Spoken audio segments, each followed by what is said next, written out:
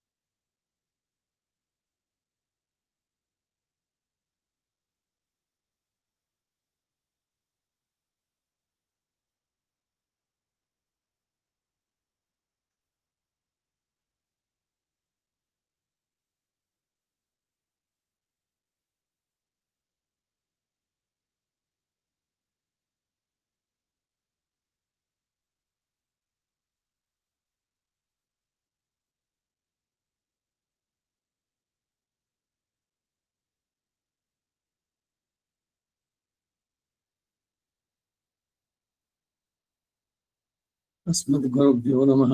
अस्मत्परमगुरुभ्यो नमः। अस्मत्सर्वगुरुभ्यो नमः। अस्मद्गुरुपरम्परायै नमः।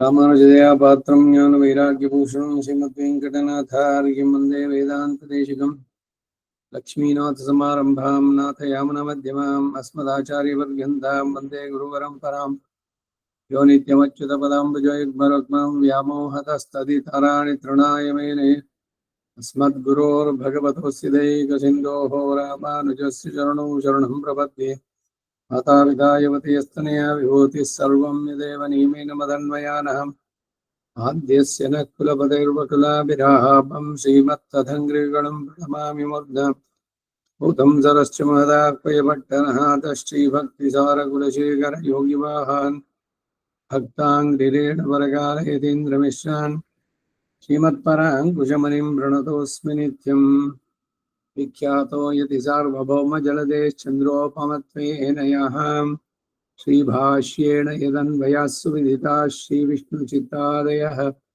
व्याख्यां भाष्यकृतज्ञयोपनिषदां योद्रामिढीनां व्यधात् पूर्वं तं गुरुकेश्वरं गुरुवरं कारुण्यपूर्णं भजे नाथं पङ्कजनेत नेत्र राम यामुना वास्तव्यमालाधरान् योगीन्द्रं गुरुकेशचन्द्रजलदिं गोविन्दपुरादिपौ भट्टार्यं निगमान्तयोगिजगदाचार्यौ सकृष्णद्वयौ वन्दे माधवपद्मनाभसुमनः कोलेशदेवादिपान् திருவருண்மோல் சேனை முதலி ஷடகோபநாதமுனி சீருய்யக் கொண்டார்மணக்கால் நம்பி சன்னாம் ஆளமந்தார் குருமாலாதரர் குருஹைப் பிரார் கண்பாம்யதிராசர் கோவிந்தர் குரேஷர் பெரியவட்டர் வேதாந்த முனிவர் திருக்கண்ணர் கண்புடைய நம் பிள்ளை இவரிடளித்தற்கு ஏந்த குருமாதவர் பத்மநாபர் இவர் உளாளர்த்தம்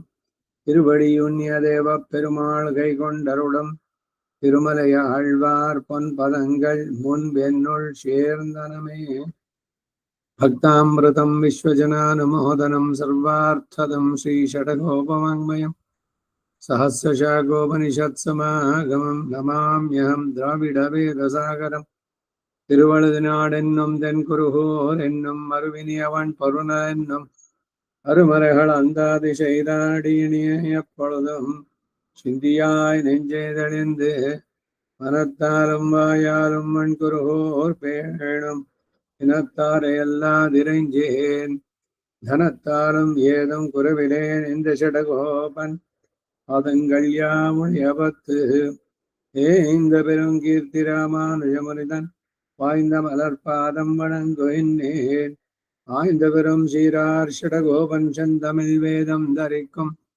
ஏராத உள்ளம் பெற வாந்திகளும் சோலை மதிலரங்கர்வன் புகழ்மேல் ஆண்டமது தமிழ் மறை அகழ் ஆயிரமும் ஈன்ற முதல் தாய் ஷடகோபன் மொயம்பால் வளர்த்த இதத்தாய் ராமானுஜன் மிக்க விரு நிலையும் மெய்யாமுயர் நிலையும் தக்க நெறியும் தடையாகி தொக்கியனும் ஊழ் வினையும் வாழ்வினையும் போதும் குருகயர்கோன் யாழினிஷ வேதத்தில் நம்மாழ்வார் திருவடிகளே ಶರಣಂ. ಭಗವದ್ ವಿಷಯಂ 3ನೇ ಸಂಪುಟ ಪುಟ 21 மூன்றாம் திருவடி முதல் 10 ಅದರಲ್ಲಿ 7ஆம் பாட்டு 117 வேதங்கள் கிடக்கிடும் வைதிக புருஷர்கள் என்று சிலர் உண்டே அவர்கள் நம்மை ஏத்த குறையன் என்ன அதுவும் உனக்கு ನಿರಕ್ಕೇಡು ಎನ್கிறார். ವೇದಗಳಾಗಿರ್ಲಿ ವೈದಿಕ ಪುರುಷರುಗಳು ಎಂದು ಕೆಲವರು ಉಂಟಷ್ಟೇ, ಅವರುಗಳು ನಮ್ಮನ್ನು ಸ್ತೋತ್ರ ಮಾಡಲು ಕೊರತೆ ಇಲ್ಲವಷ್ಟೇ ಅಂದ್ರೆ ಅದು ಸಹ ನಿನಗೆ ಅವಧ್ಯಾವಹವೇ ಅಂತಾರೆ. பாசுரம் வாழ்த்துவார் பலராக நின்னுள்ளே நான் மோகனை மூழ்த்த நீருலகெல்லாம் படையன்னு முதல் படைத்தாய் கேழ்த்தஷீல் அரண் முதலா கிளர் தெய்வமாய் கிளர்ந்து சூழ்த்து அமரர் துதித்தால் ஒன்தொல் புகழ் மாசூணாதே. ಪ್ರತಿಪದಾರ್ಥ வாழ்த்துவார் பலராக ನಿನ್ನನ್ನು ಸ್ತೋತ್ರ ಮಾಡುವವರು ಅನೇಕರು ಉಂಟಾಗುವಂತೆ ಮೂಳ್ತ ನೀರು ಉಲಹೆಲ್ಲಾಂ ಪಡೆಯಂದ್ರೆ ಲೋಕಗಳನ್ನ ಮುಳುಗಿಸಿದ ಏಕಾರ್ಣವದೊಳಗೆ ಲೋಕಗಳನ್ನೆಲ್ಲ ಸೃಷ್ಟಿ ಮಾಡು ಅಂತ ಹೇಳಿ ನಿನ್ನುಳ್ಳೆ ನಿನ್ನ ಸಂಕಲ್ಪದಲ್ಲೇ ನಾನ್ ಮುಹನೈ ಬ್ರಹ್ಮನನ್ನ ಮೊದಲನೆಯದಾಗಿ ಪಡೆದೆ.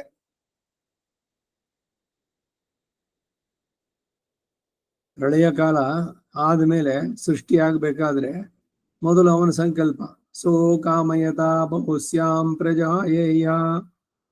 ಒಬ್ಬನೇ ಬೇಜಾರಾಯ್ತಂತ ಅವನಿಗೆ ಅನೇಕವಾಗ್ಬೇಕು ಅಂತ. ಹಾಗಾಗಿ ಸೃಷ್ಟಿ ಮತ್ತೆ ಪುನಃ ಆರಂಭ ಮಾಡಬೇಕಾದ್ರೆ ಅದಕ್ಕಾಗಿ ಆ ಏಕಾರಣದಲ್ಲಿದ್ದಂತ ಲೋಕಗಳನ್ನೆಲ್ಲ ಸೃಷ್ಟಿ ಮಾಡು ಅಂತ ಹೇಳಿ ನಾನ್ ಮುಹನೈ ಮೊದಲನೇದಾಗಿ ಸೃಷ್ಟಿಸಿದವನೇ.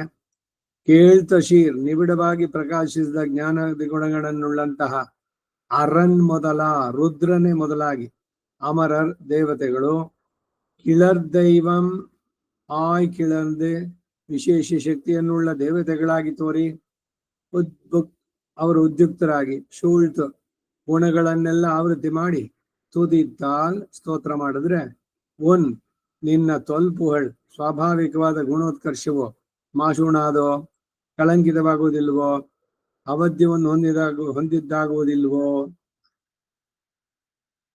ಈಡ್ வாழ்த்துவார் பலராக ஆனால் தான் வந்ததேன் வேதங்களில் அவர்கள் செய்த வேத்தம் என்ற பட்டர் அருளி செய்வது அன்றைக்கே வாழ்த்துவார் பலருண்டாகைக்காக என்னுதல் நின்னித்யாதி உன்னுடைய சங்கல்ப சஹசிரைக தேசத்திலே சதுர்முகனை கடல் சூழ்ந்த பூமியை எல்லாம் உண்டாக்கென்று முதல் படைத்தாய். மூழ்த்த நீரிலே ஏகாரணவத்திலே லோகங்களை உண்டாக்கென்று சதுர்முகனை உண்டாக்கினாய் என்னவுமாம். உன்னாலே சிருஷ்டனான சதுர்முகனாலே சிருஷ்டரானவர்கள் உன்னை ஏத்து என்றொரு பொருள் உண்டோ? ஆனால் இவர்களை ஒளிய ஞானாதிகரான ருத்ராதிகளையும் கூட்டி கொண்டாலோ ருத்ராதிகளையும் கூட்டிக் கொண்டாலோ என்ன அவர்களுக்கும் நிலமன்று என்கிறது. மேல் கேள்தா இப்பங்களத்தை விட்டு கால்கடியரானவர்கள் ஏத்தப்புக்கால் எல்லை காண போவோம்.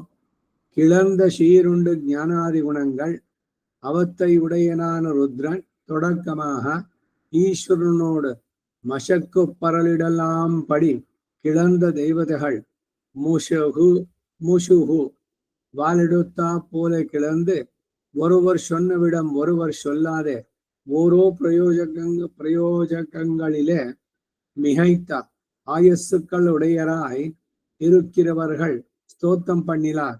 உன்னுடைய சுவாபாவிகமான கல்யாண குணங்கள் மாசூணாதோ இவர்கள் ஏத்தும் அளவோ இவன் குணங்கள் என்ன அவ்வழியாலே அவத்தியமாய் தலை ಕಟ್ಟಾದೋ. ಈಡಿಗೆ ಕನ್ನಡ ಅವತರಣಿಕೆ வாழ்த்துவார் ಪಲರಾಹ. ಅದರಿಂದ ತಾನೇನು ವೇದಗಳಿಗಿಂತ ಇವರು ಮಾಡಿದ ಅತಿಶಯ ಏನು ಎಂದು ಭಟ್ಟರ ನಿರ್ವಾಹ.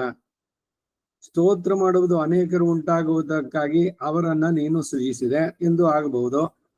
ನಿನ್ನಿತ್ಯಾದಿ ನಿನ್ನ ಸಂಕಲ್ಪದ 1001 ಭಾಗದಲ್ಲಿ ಚತುರ್ಮುಖನನ್ನ ಕಡಲಿನಿಂದ ಪರಿವೃತವಾದ ಭೂಮಿಯನ್ನೆಲ್ಲಾ ಸೃಷ್ಟಿಸು ಎಂದು ಮೊದಲು ಸೃಷ್ಟಿಸಿದೆ. ಮೂಳ್ತ ನೀರಿಲೆ ಎಂದರೆ ಏಕಾರಣದಲ್ಲಿ ಲೋಕಗಳನ್ನು ಸೃಷ್ಟಿಸು ಎಂದು ಚತುರ್ಮುಖನನ್ನ ಸೃಷ್ಟಿಸಿದೆ ಎಂದು ಹೇಳಬಹುದು. ನಿನ್ನಿಂದ ಸೃಷ್ಟಿ ಮಾಡಲ್ಪಟ್ಟ ಚತುರ್ಮುಖನಿಂದ ಸೃಷ್ಟರಾದವರುಗಳು ನಿನ್ನನ್ನು ಸ್ತೋತ್ರ ಬಲ್ಲರು ಎಂಬ ಒಂದು ವಿಷಯ ಉಂಟು. ಹಾಗಾದ್ರೆ ಇವರನ್ನು ಬಿಟ್ಟು ಜ್ಞಾನಾಧಿಕರಾದ ರುದ್ರಾದಿಗಳನ್ನು ಸೇರಿಸಿಕೊಂಡು ಸ್ತೋತ್ರ ಮಾಡಿದ್ರು ಅಂತ ಹೇಳಿದ್ರೆ ಅವರುಗಳಿಗೂ ಇದು ಸಾಧ್ಯವಲ್ಲ ಅನ್ನುತ್ತಾರೆ. ಮುಂದೆ ಕೇಳ್ತಾ ಈ ಗುಂಪನ್ನು ಬಿಟ್ಟು ಶಕ್ತಿವಂತರಾದ ಇತರರು ಸ್ತೋತ್ರ ಮಾಡಲು ಉದ್ಯುಕ್ತರಾದೆ ಅವರು ಕೊನೆಯನ್ನು ಕಾಣಬಲ್ಲರೋ. ಇಳಂದ ಶೀರ್ ಜ್ಞಾನಾದಿ ಗುಣಗಳು ಅವುಗಳನ್ನು ಉಳ್ಳವನಾದ ರುದ್ರನೇ ಮೊದಲಾದ ಈಶ್ವರನೊಡನೆ ಸಂದೇಹ ಪಡುವಂತೆ ಶಕ್ತಿಯುಕ್ತರಾದ ದೇವತೆಗಳು ಗೋಲಾಂಗೂಲವು ಪುಚ್ಛವನ್ನು ಎತ್ತಿದಂತೆ ಉದ್ಯೋಗಿಸಿ ಒಬ್ಬರು ಹೇಳಿದ್ದನ್ನು ಮತ್ತೊಬ್ಬರು ಹೇಳದೆ ಒಂದೊಂದೇ ಗುಣ ವಿಭೂತಿಯಾದಿಗಳ ಅವಚ್ಛೇದಕಗಳಲ್ಲಿ ಅತ್ಯಧಿಕವಾದ ಆಯಸ್ಸುಗಳನ್ನ ಉಳ್ಳವರಾಗಿ ಸ್ತೋತ್ರ ಮಾಡಿದಿರ್ತಾನೆ. ನಿನ್ನ ಸ್ವಾಭಾವಿಕವಾದ ಕಲ್ಯಾಣ ಗುಣಗಳು ಕಳಂಕಿತವಾಗುವುದಿಲ್ಲವೋ? ಇವರುಗಳು ಸ್ತೋತ್ರ ಮಾಡುವಷ್ಟೇಯೋ ಇವನ ಗುಣಗಳು ಎಂದು ಹೇಳಿದ್ರೆ, ಹೀಗೆ ಸ್ತೋತ್ರ ಮಾಡುವುದರಿಂದ ಅವಧ್ಯವಾಗಿ ಪರಿಣಮಿಸುವುದಿಲ್ಲವೋ ಅಂತಾರೆ. ಏನು ಸಾರಾಂಶ? ಭಗವಂತನನ್ನ ಯಾರು ಪೂರ್ಣವಾಗಿ ಸ್ತೋತ್ರ ಮಾಡಕ್ ಆಗೋಲ್ಲ ಅಂತ. ಆದಿಶೇಷ ತನ್ನ ಸಹಸ್ರ ಮುಖದಿಂದ ಇವನ ಒಂದು ಗುಣವನ್ನು ಹೇಳೋಕ್ ಹೋದ್ರು ಕೂಡ ಏನಾದ್ರು ಪೂರ್ಣವಾಗಿ ಹೇಳಿ ಮುಗಿಸೋಕ್ಕಾಗುತ್ತೋ?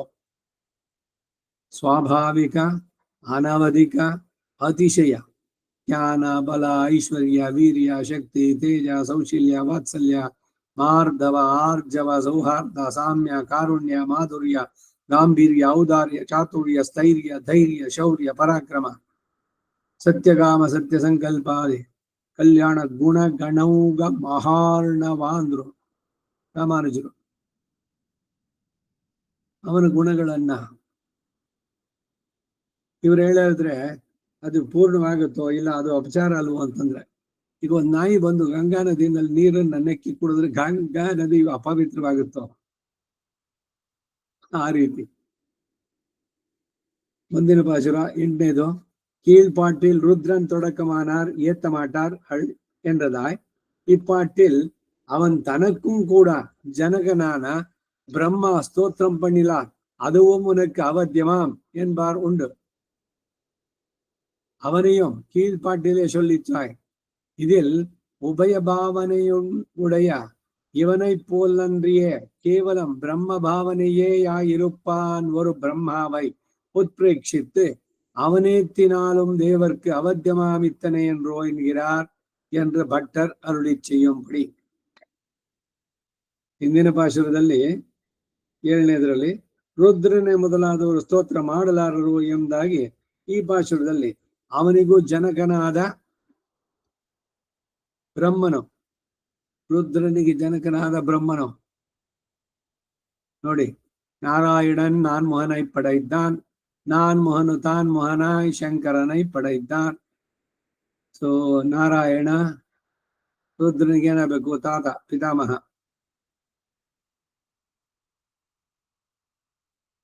ಅವನನ್ನು ಪಡೆದ ಬ್ರಹ್ಮ ಅವನನ್ನು ಸ್ತೋತ್ರ ಮಾಡಿದ್ರೆ ಅದು ನಿನಗೆ ಅವಧ್ಯವಾಗಿ ಆಗುತ್ತೆ ಎನ್ನುವರು ಉಂಟು. ಅವನನ್ನು ಹಿಂದಿನ ಪಾಶುರದಲ್ಲಿ ಹೇಳಿದ್ದಾಗಿ ಇದರಲ್ಲಿ ಉಭಯ ಭಾವನೆಯನ್ನು ಉಳ್ಳ ಇವನಂತೆ ಅಲ್ಲದೆ ಕೇವಲ ಬ್ರಹ್ಮ ಭಾವನೆಯಾಗಿರುವ ಒಬ್ಬ ಬ್ರಹ್ಮನನ್ನು ಉತ್ಪ್ರೇಕ್ಷಿಸಿ ಅವನು ಸ್ತೋತ್ರ ಮಾಡೋದು ನಿಮಗೆ ಅವಧ್ಯವಾಗುತ್ತದೆ ಅಲ್ವೋ ಎಂದು ಹೇಳುತ್ತಾರೆ ಎಂದು ಭಟ್ಟರ ನಿರ್ವಾಹ ಆದ್ರು. மாசூணாசுடருடம்பாய் மலராது குவியாதே மாசூணா ஞானமாய் முழுதுமாய் முழுதையன்னாய் மாசூணாவான் கோலத்து அமரர்கோன் வழிபட்டால் மாசூணா உனபாதம் ಮಲರ್ಚೋದಿ ಮಳುಂಗಾದಿ. 8ನೇ ಪಾಶುರ.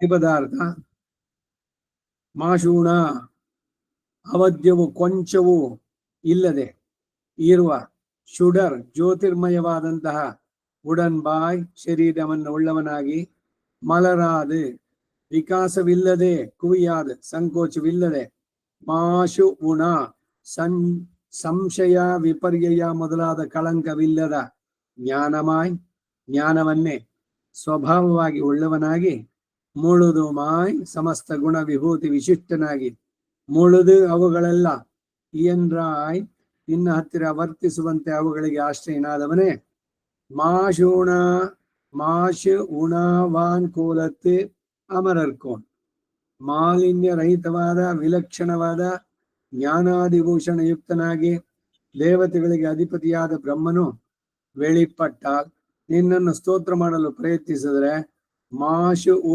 ಉನಪಾದಂ ಮಲರ್ಚೋದಿ ನಿರ್ಮಲತಮವಾದ ನಿನ್ನ ಪಾದಾರವಿಂದಗಳ ದಿವ್ಯ ತೇಜಸ್ಸಾದುದು ಮಳುಂಗಾದೆ ಮಲಿನವಾಗುವುದಿಲ್ಲವೋ, ಕ್ಷೀಣವಾಗುವುದಿಲ್ಲವೋ ತರ. ಈಡು ಮಾಶೂಣಾ ಶುಡರುಡೊಂಬಾಯ್ ಏಯ್ಯ ಪ್ರತ್ಯನೀಕನಾಯ್ ಶುದ್ಧ ಸತ್ವ ಬಾಹೆಯಾಲೆ ನಿರವಧಿಕ ತೇಜೋರೂಪಮಾನ ದಿವ್ಯ ವಿಗ್ರಹத்தை உடையனாய் மலராது குவியாது அரும்பினை அலரை என்னும்படியாய் இருக்கும் யுவா குமாரஹ என்கிறபடியே ஏககாலத்துல இரண்டவஸ்தையும் சொல்லலாயிருக்க சதைக ரூபரூபாயா என்கிறபடியே ஷையா விருத்திகள் இன்றிக்கே இருக்கும் என்றுமாம். மாசூனா ஞானமாய் ஒரு ஹேதுவாலே மாசேர கடவதல்லாத ஞானத்தை உடையாய் மலராது குவியாது என்கிறது கீழும் மேலும் அன்வயிக்க கடவது. சம்சாரிகள் கர்ம நிபந்தனமாக பரிகிரகித்த தேகத்துக்கு வரக்கடவதான ஸ்வரூபான்யதா பாவமும் இல்லை இவன் திருமேனுக்கு. அவர்கள் ஞானத்துக்கு வரக்கடவதான சுபாவன்யதா பாவமும் இல்லை இவனுடைய ஞானத்துக்கு என்கை. முழுதுமாய் அனுக்தமான குணங்களை உடையாய் முழுதுமாய் ஜெகச்சரீரனாய் நிற்கும் நிலை முழுது இயன்றாய் வரம்பின்னி முழுது இயன்றாய் என்றதின் அனுவாதமாய் எல்லாவற்றையும் நிர்வகித்தாய் என்றபடி. மாசூனா இத்தியாதி சதுர்முகாயுகு இத்தியாதி அப்படிப்பட்ட அமரர்கோன் உன்னை ஸ்தோத்திரம் பண்ணினால் அவனும் அடிக்களவு செய்தானாய் விடும் இத்தனை. ஆழ்வார்களே இரே அவனடி அறிந்து மங்களாசாசனம் பண்ணுவார். திரோதான ஹேதுவில்லாத ஞானாதி பூஷணங்களை உடையான ஒரு அமரர்கோனை உண்டாக்குவது உத்பிரேட்சிதனான பிரம்மா என்கைக்கு நிதானம் இது. இவ்வருகில் பிரம்மாவுக்கு தன் அதிகார அவசானத்திலே ஞானத்துக்கு திரோதானம் உண்டிரே இவனுக்கு அது இன்றைக்கே இருப்பது வழிப்படுகைக்கு இருப்பாக சொல்லுகிற கோலமாகையாலே அது குறுப்பான ஞானத்திலே கிடக்கும் இத்தனை இரே. அப்படி இருக்கிறார் அமரர்கோன் தான் உன்னை ஸ்தோத்திரம் பண்ணினால் ஒரு சம்சர்க்கத்தால் மாசூணக் கடவதன்றிக்கே இருக்கிற உன் திருவடிகளின் தேஜஸானது இவன் ஏத்தும் அளவே இத்திருவடிகள் என்று மழுங்காதோ. தம்முடைய சேஷத்வானுரூபமாக உன் திருவேணி என்னாதே உனபாதம் என்கிறார். ಈಡಿನ ಕನ್ನಡ ಅವತರಣಿಕೆ ಮಾಶೂಣ ಶುಡರುಡಂಬಾಯ್ ಹೇಯ ಪ್ರತ್ಯನೀಕನಾಗಿ ಶುದ್ಧ ಸತ್ವವಾದ್ದರಿಂದ ಹೇಯ ಪ್ರತ್ಯನೀಕ ಈ ಪದ ಬಹಳ ಸಾಮಾನ್ಯವಾಗಿ ಎಲ್ಲ ಸಂಪ್ರದಾಯ ಗ್ರಂಥಗಳಲ್ಲಿ ಅಖಿಲ ಹೇಯ ಪ್ರತ್ಯನೀಕನಾಯ್ ಸಮಸ್ತ ಕಲ್ಯಾಣ ಗುಣಗಳ ಉಡೆಯವನಾಯ್ ಶ್ರೀಯಃಪತಿಯಾಯ್ ಇರಂದ ಅಂತ ಆರಂಭ ಮಾಡ್ತಾರೆ. ಎಲ್ಲ ದೋಷಗಳಿಂದ ದೂರಾದವನು. ಭಗವಂತನಿಗೆ ಯಾವ ದೋಷವೋ ಯಾವುದೇ ಕಾಲದಲ್ಲೂ ಸೇರೋದಕ್ಕೆ ಸಾಧ್ಯವೇ ಇಲ್ಲ. ಇದು ಮನಸ್ಸಿಗೆ ಚೆನ್ನಾಗಿ ಬರೋದು. ಕುறைவொன்னும் ಇಲ್ಲದ ಗೋವಿಂದ. ಗೋದಾದೇವಿನೂ ಹಾಡಿದ್ಲು. ಆ ಅಣ್ಣಮಾಚಾರ್ಯರು ತಿರುಪತಿನಲ್ಲಿ ಅವರೊಂದು ಸಂಗೀತ ಒಂದು ಕೀರ್ತನೆಯನ್ನು ಬರೆದಿದ್ದಾರೆ. ಕುறைவொன்னும் இல்லை ಮರೆಮೂರ್ತಿ ಗಣ್ಣ ಕುறைவொன்னும் இல்லை ಕಣ್ಣ ಅಂತ ಹೇಳಿ. ಕುರೈ ಅಂತಂದ್ರೆ ದೋಷ, ಒಂದು ಕೊರೆ, ಏನೋ ಒಂದು ಕಡಿಮೆ. ಅಂದ್ರೆ ವೇದಗಳು ಕೂಡ ಹೇಳೋದಷ್ಟೇ. ಪರಿಪೂರ್ಣ ಯಾರು? ಪೂರ್ಣಮದ ಪೂರ್ಣಮಿದಂ ಪೂರ್ಣಾತ್ ಪೂರ್ಣಮದಚ್ಯತೆ ಪೂರ್ಣಸ್ಯ ಪೂರ್ಣಮಾದಾಯ ಪೂರ್ಣಮೇವಾವಶಿಷ್ಯತಿ. ಭಗವಂತನೊಬ್ಬರೇ ಪರಿಪೂರ್ಣ, ಇನ್ನೆಲ್ಲರೂ ಅಪೂರ್ಣರು. ಬ್ರಹ್ಮನಿಂದ ಹಿಡಿದು ಪ್ರತಿಯೊಬ್ಬರು ಕೂಡ ಅಷ್ಟೆ. ಈಗ ಇಲ್ಲಿ ಬರಬೇಕಾದ್ರೆ ಇದನ್ನ ಓದ್ಬೇಕಾದ್ರೆ ಬ್ರಹ್ಮನಿಗೂ ಕೂಡ ತ್ರಿಗುಣಾತ್ಮಕವಾದಂತಹ ಶರೀರ ತಾನೆ, ಸತ್ವ ರಜೋ ತಮೋ ಗುಣಗಳು. ಅದಕ್ಕೆ ಎಲ್ಲ ಕಡೆನಲ್ಲೂ ಹೇಳ್ಬೇಕಾದ್ರೆ ಆ ಬ್ರಹ್ಮ ಸ್ತಂಭ ಪರ್ಯಂತಂ, ಆ ಬ್ರಹ್ಮ ಕೀಟ ಪರ್ಯಂತ. ಮೊದಲನೇ ಸೃಷ್ಟಿ ಬ್ರಹ್ಮ, ಅವನಿಂದ ಹಿಡಿದು ಒಂದು ಕ್ರಿಮಿ, ಒಂದು ಇರುವೆ, ಅಲ್ಲಿಯ ತನಕ ಅಂದಾಗ ಎಲ್ಲ ಸಮಸ್ತ ಜೀವಕೋಶಗಳು ಎಲ್ಲ ಸೇರೋಯ್ತು. ಜೀವಿಗಳು 84 ಲಕ್ಷ. ಅದ್ರ ಜೊತೆಗೆ ಇವೆಲ್ಲ ಅಷ್ಟು ಕೂಡ ಈ ಸತ್ವಗುಣ ರಜೋಗುಣ ತಮೋ ಗುಣಗಳ ಮಿಶ್ರ. ಈಗ ಬ್ರಹ್ಮನ ಹೇಳಿದ್ಮೇಲೆ ಇನ್ ಸಪರೇಟ್ ಆಗಿ ರುದ್ರ ಇಂದ್ರ ಅವನು ಇವನು ಅಂತ ಹೇಳ್ಬೇಕಾಗಿಲ್ಲ. ಪ್ರತಿ ಒಬ್ಬರು ಕೂಡ ಅಷ್ಟೆ, ಯಾರು ಪೂರ್ಣರಲ್ಲ. ಇದು ಬಹಳ ಸ್ಪಷ್ಟ. ಭಗವಂತನೊಬ್ಬನೇ. ಯಾಕೆಂದ್ರೆ ಬ್ರಹ್ಮನು ಕೂಡ ಭಗವಂತನ ನೋಡ್ಲಿಲ್ಲ. ಮಣ್ಣವರ್ಕುಂ ವಿಣ್ಣವರ್ಕುಂ ಅರಿಯಾದವನು. ಮತ್ತೆ ಅವನ್ನೆಲ್ಲ ನೋಡಿದ್ದುಂಟಲ್ಲ, ಶಿವ ಪಾರ್ವತಿ ಇವರೆಲ್ಲ ಹೇಳಿದ್ದು ಮಾಡಿದ್ದು ಅಂದ್ರೆ ಅವನ್ ನೋಡಿದ್ದು ಅಂದ್ರೆ ಶ್ವೇತ ದ್ವೀಪದಲ್ಲಿ. ಇದರಲ್ಲಿ ಭಗವಂತನನ್ನು ಪೂರ್ಣವಾಗಿ ತಿಳಿದವ್ರು ಯಾರೂ ಇಲ್ಲ. ಮತ್ತೆ ಯಾರು ತಿಳಿಯೋಕ್ ಆಗೋಲ್ಲ ಅಂದ್ಮೇಲೆ ಅವನ್ ಯಾಕೆ ಪ್ರಯತ್ನ ಮಾಡ್ಬೇಕು ಅಂದ್ರೆ ಪೂರ್ಣವಾಗಿ ತಿಳಿಯೋಕ್ಕಾಗಲ್ಲ ಅಷ್ಟೇ. ನಿಮ್ ಕೈನಲ್ಲಿ ಎಷ್ಟೆಷ್ಟು ಸಾಧ್ಯನೋ ಅಷ್ಟು ಹೇಳಿ. ಇದೇನೆ ಆಚಾರ್ಯರು ಇವರೆಲ್ಲ ಹೇಳುದು. ಆಳವಂದಾರ ಸ್ತೋತ್ರದಲ್ಲೂ ಆರಂಭದಲ್ಲಿ ಇದ್ದಾರೆ, ಇಲ್ಲ ಚತುಶ್ಲೋಕಿನಲ್ಲಿ ಅಮ್ಮ ನೀನು ಮಹಾಲಕ್ಷ್ಮಿ ಅಂತಸ್ತೆ ಪುರುಷೋತ್ತಮ ಪಣಿಪತಿ ಶಯ್ಯಾಸನಂ ವಾಹನಂ ವೇದಾತ್ಮ ವೇಗೇಶ್ವ ವಾಹನ ಪಣಿಪತಿ ಆದಿಶೇಷ ಅನಂತ ಅವನೇ ಹಾಸಿಗೆ. ನಿನ್ ಮಾತಾದ್ರು ನಿನ್ ಬಾಯಿನಲ್ಲಿ ನನ್ ಬಾಯಿನಲ್ಲಿ ಹೇಳೋದಕ್ಕಾದ್ರು ನನ್ಗೆ ಯೋಗ್ಯತೆ ಉಂಟಾ? ಶ್ರೀರೀತ್ಯೆ ವಚನ ಮತ್ತೆ ಭಗವತಿ ಭ್ರೂಮ ಕಥಂ ತ್ವಾಂ ವಯಂ, ನಾವೆಲ್ಲಿ ನೀನೆಲ್ಲಿ? ಹಾಗಂತ ಹೇಳೋದೇ ಇಲ್ಲ, ಬಿಟ್ಬಿಡ್ತೀನಿ ನಿಂತಿಲ್ಲ. ನಾನು ನಿಂದ ಎಷ್ಟಾಗುತ್ತೋ ಅಷ್ಟು ಹೇಳ್ತೀನಿ, ಪೂರ್ಣವಾಗಿ ನಿನ್ನ ಹೇಳೋಕ್ಕಾಗಲ್ಲ, ಅಷ್ಟಂತೂ ಸತ್ಯ. ಅದಕ್ಕಾಗಿ ಇದೆಲ್ಲ. ಸೊ ಇಲ್ಲಿ ಎಲ್ಲ ಒಟ್ಟಿನಲ್ಲಿ ಏನು ಅಂದ್ರೆ ಭಗವಂತನ ಸ್ವರೂಪ, ರೂಪ, ವಿಭವ ಇವುಗಳನ್ನು ಒಂದೊಂದಾಗಿ ಹೇಳ್ತಾ ಇದ್ದಾರೆ ಪಾಶುರಗಳ ಮೂಲಕ. ಹೇಳುವುದಕ್ಕೂ ಏನು ವಿರೋಧ ಬರುವುದಿಲ್ಲ. ಇಲ್ಲಿ ಇವರೇನ್ ಹೇಳಿದ್ರು, ಎಲ್ಲಿ ಹಿಂದಿನ ಪಾಶುರದಲ್ಲಿ ಹೇಳಿದ್ದು, ಬ್ರಹ್ಮನನ್ನ ಈ ಏಕಾರಣವದಲ್ಲಿ ಲೋಕಗಳನ್ನು ಸೃಷ್ಟಿ ಮಾಡು ಅಂತಂದ್ರು. ಇನ್ನೊಂದು ಕಡೆ ಹೇಳಿದವನು ಚತುರ್ಮುಖ ವಿಧದ ವ್ಯಷ್ಟಿ ಸೃಷ್ಟಿಯನ್ನು ಇವನು ಮಾಡದ. ಸಮಷ್ಟಿ ಸೃಷ್ಟಿ ಭಗವಂತನೇ ಮಾಡಿದ್ದು. ಮೂಲವಾಗಿ ಪಂಚಭೂತಗಳು ತಾನೇ ಆದ, ಅವುಗಳ ಪಂಚೀಕರಣದಿಂದ ಲೋಕಗಳನ್ನು ಉಂಟು ಮಾಡಿದ. ಆಕಾಶ, ಭೂಮಿ, ಪರ್ವತ, ನದಿ ಇಂಥದ್ದೆಲ್ಲ ಅವನು ಮಾಡಿದ್ದು ಮೊದಲು. ಇವನಿಗೆ ವ್ಯಷ್ಟಿ ಸೃಷ್ಟಿ ಅಂದ್ರೆ ಈ 4 ವರ್ಗ, ದೇವ, ಮನುಷ್ಯ, ತಿರ್ಯಕ್, ಸ್ಥಾವರ, ಇದನ್ನ ಅವನ್ ಮಾಡದ ಅಂತ. ಇಲ್ಲಿ ಇವ್ರು ಹೇಳ್ತಾ ಇದ್ರು ಒಂದಕ್ಕೊಂದಕ್ಕೇನು ವ್ಯತ್ಯಾಸ ಇಲ್ಲ ಅನ್ನೋದು ಕೇಳಿದೆ ಅಷ್ಟೇ. ಮಾ ಶೂಣ ಉಡಂಬಾಯ್ ಶುಡರ್ ಉಡಂಬಾಯ್ ಹೇಯ ಪ್ರತಿನಿಕನಾಗಿ ಶುದ್ಧ ಸತ್ವವಾದ್ದರಿಂದ ನಿರವಧಿಕ ತೇಜೋರೂಪನಾದಂತಹ ದಿವ್ಯ ಮಂಗಳ ವಿಗ್ರಹ ಉಳ್ಳವನಾಗಿ ಮಲರಾದ ಕುವಿಯಾದು ಅರುಂಬಿನಿ ಅಲರೈ ಎನ್ನುವಂತೆ ಆಗಿದೆ. ಯುವ ಕುಮಾರ ಎಂಬಂತೆ ಏಕಕಾಲದ 2 ಅವಸ್ಥೆಗಳು ಹೇಳಬಹುದಾಗಿದೆ. ಸದೈಕ ರೂಪರೂಪಾಯ ಎಂಬಂತೆ ಹ್ರಾಸವಾಗಲಿ ವೃದ್ಧಿಯಾಗಲಿ ಇಲ್ಲದೆ ಇರುತ್ತೆ. ವಿಷ್ಣು ಸಹಸ್ರನಾಮದಲ್ಲಿ ಹೇಳ್ಬೇರು ಅಷ್ಟೇ, ಅನೇಕ ರೂಪಗಳನ್ನೆಲ್ಲ ತಗೊಂಡು ಕೂಡ ಸದಾ ಅವನು ಏಕ ಸದೈಕ ರೂಪಾಯ ವಿಷ್ಣವೇ ಪ್ರಭ ವಿಷ್ಣವೇ.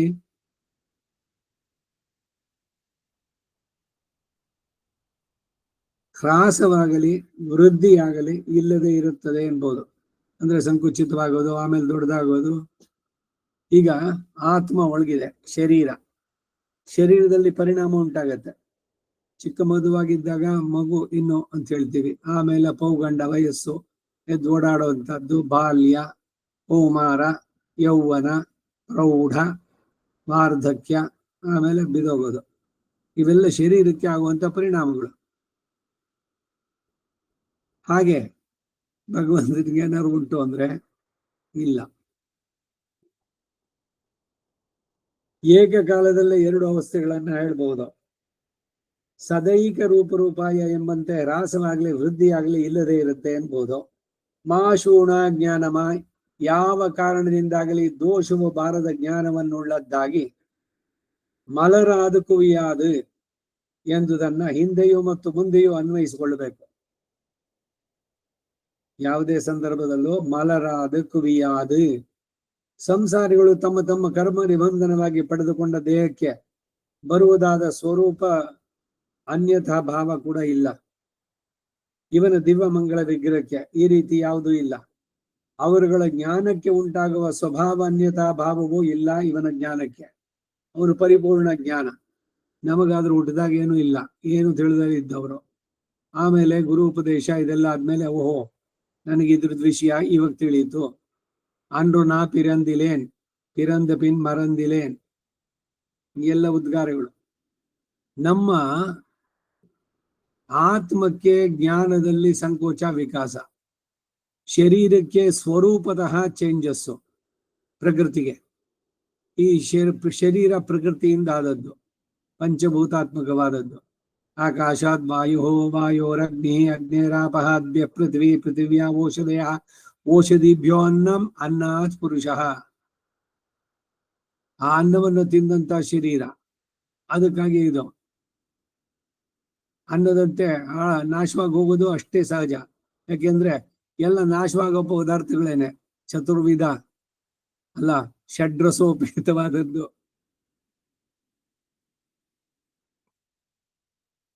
ನಾಲ್ಕು ಬದಿಯ ಆಹಾರ ಅನ್ನೋದು ಬೇಕಾದ್ರೆ ಚತುರ್ವಿಧ ಭಜಂತೆ ಮಾಂ ಪಚಂತಿ ಅಹಂ ವೈಶ್ವಾನರೋ ಭೂತ್ವ ಪ್ರಾಣಿನಾಂ ದೇಹಂ ಆಶ್ರಿತಃ ಪ್ರಾಣಾಪಾನ ಸಮಾಯುಕ್ತಂ ಪಚಾಮಿ ಅನ್ನಂ ಚತುರ್ವಿಧಂ. ಅನ್ನಂ ಅಂದ್ರೆ ಇಲ್ಲಿ ಅಕ್ಕಿಯಿಂದ ಮಾಡಿದ್ದ ಅನ್ನ ಅಂತಲ್ಲ, ಏನೇನ್ ತಿಂತಿರೋದ ಎಲ್ಲವೂ ಕೂಡ ಅನ್ನವೇ. ಅದು 4 ರೀತಿ: ಭಕ್ಷ್ಯ, ಭೋಜ್ಯ, ಲೇಹ್ಯ, ಚೂಷ್ಯ ಅಂತ. ಅದು ಷಡ್ರಸೋಪೇತವಾದದ್ದು. ಉಪ್ಪು, ಹುಳಿ, ಖಾರ, ಒಗರು, ಸಿಹಿ ಎಲ್ಲ ಸೇರಿದ್ದು. ಎಲ್ಲವೂ ಕೂಡ ಪ್ರಕೃತಿ ಸಂಬಂಧದಿಂದ ಒಂದಾದ್ದು. ಅದಕ್ಕೆಲ್ಲ ಒಂದೊಂದು ಕೊನೆ ಉಂಟು, ಎಕ್ಸ್ಪೈರಿ ಉಂಟು. ಈಗ ಇವತ್ತು ಮಾಡಿದ್ದ ಅನ್ನವನ್ನ ನಾಳೆ ದಿವಸ ತಿನ್ನೋಂಗಿಲ್ಲ, ಅದು ಹಳಸತ್ತೆ.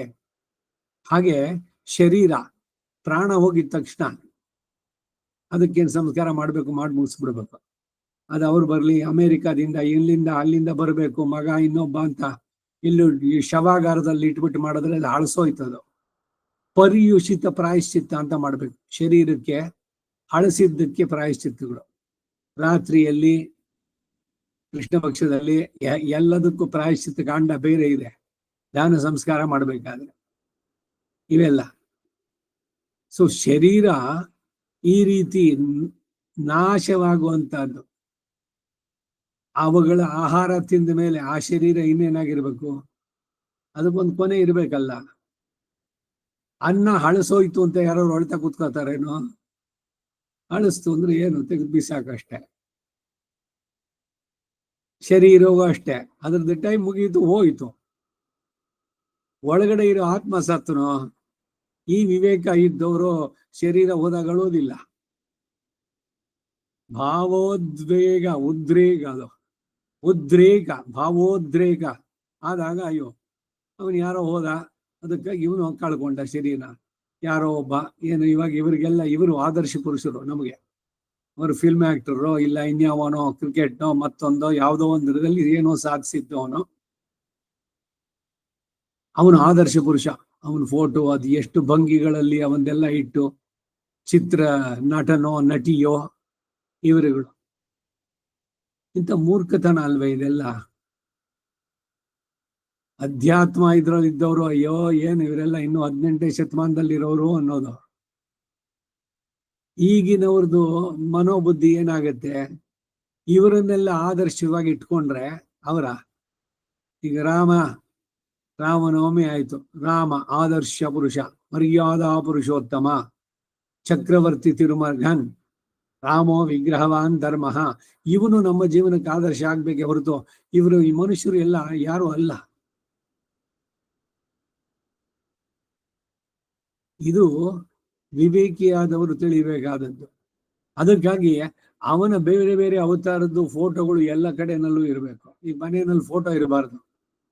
ದೇವ್ರ ಫೋಟೋ ಬೇಡ, ತಗೊಂಡು ಹೋಗ್ಬಿಟ್ಟು ಇಟ್ಬಿಡಿ ಅಲ್ಲಿ ಅರಳಿ ಕಟ್ಟೆ ಹತ್ರ, ಇಲ್ಲ ದೇವಸ್ಥಾನ ಪಕ್ಕದಲ್ಲಿ.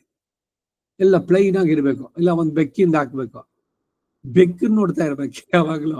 ಇಲ್ಲ ನಾಯಿ, ಇನ್ಯಾವುದೋ ಒಂದು ಹುಲಿ ಆ ಗೋಡೆ ಅಷ್ಟಗಲಿಕ್ಕೆ ದೊಡ್ಡದಾಗಿ, ಓಹೋ ಏನು ಆರ್ಟು ನೋಡಿ, ತಂಜಾವೂರು ಇನ್ಯಾವುದೋ ರವಿವರ್ಮ ಪೇಂಟು ಮತ್ತೊಂದು ಏನೋ ಒಂದು ಹೇಳ್ದ.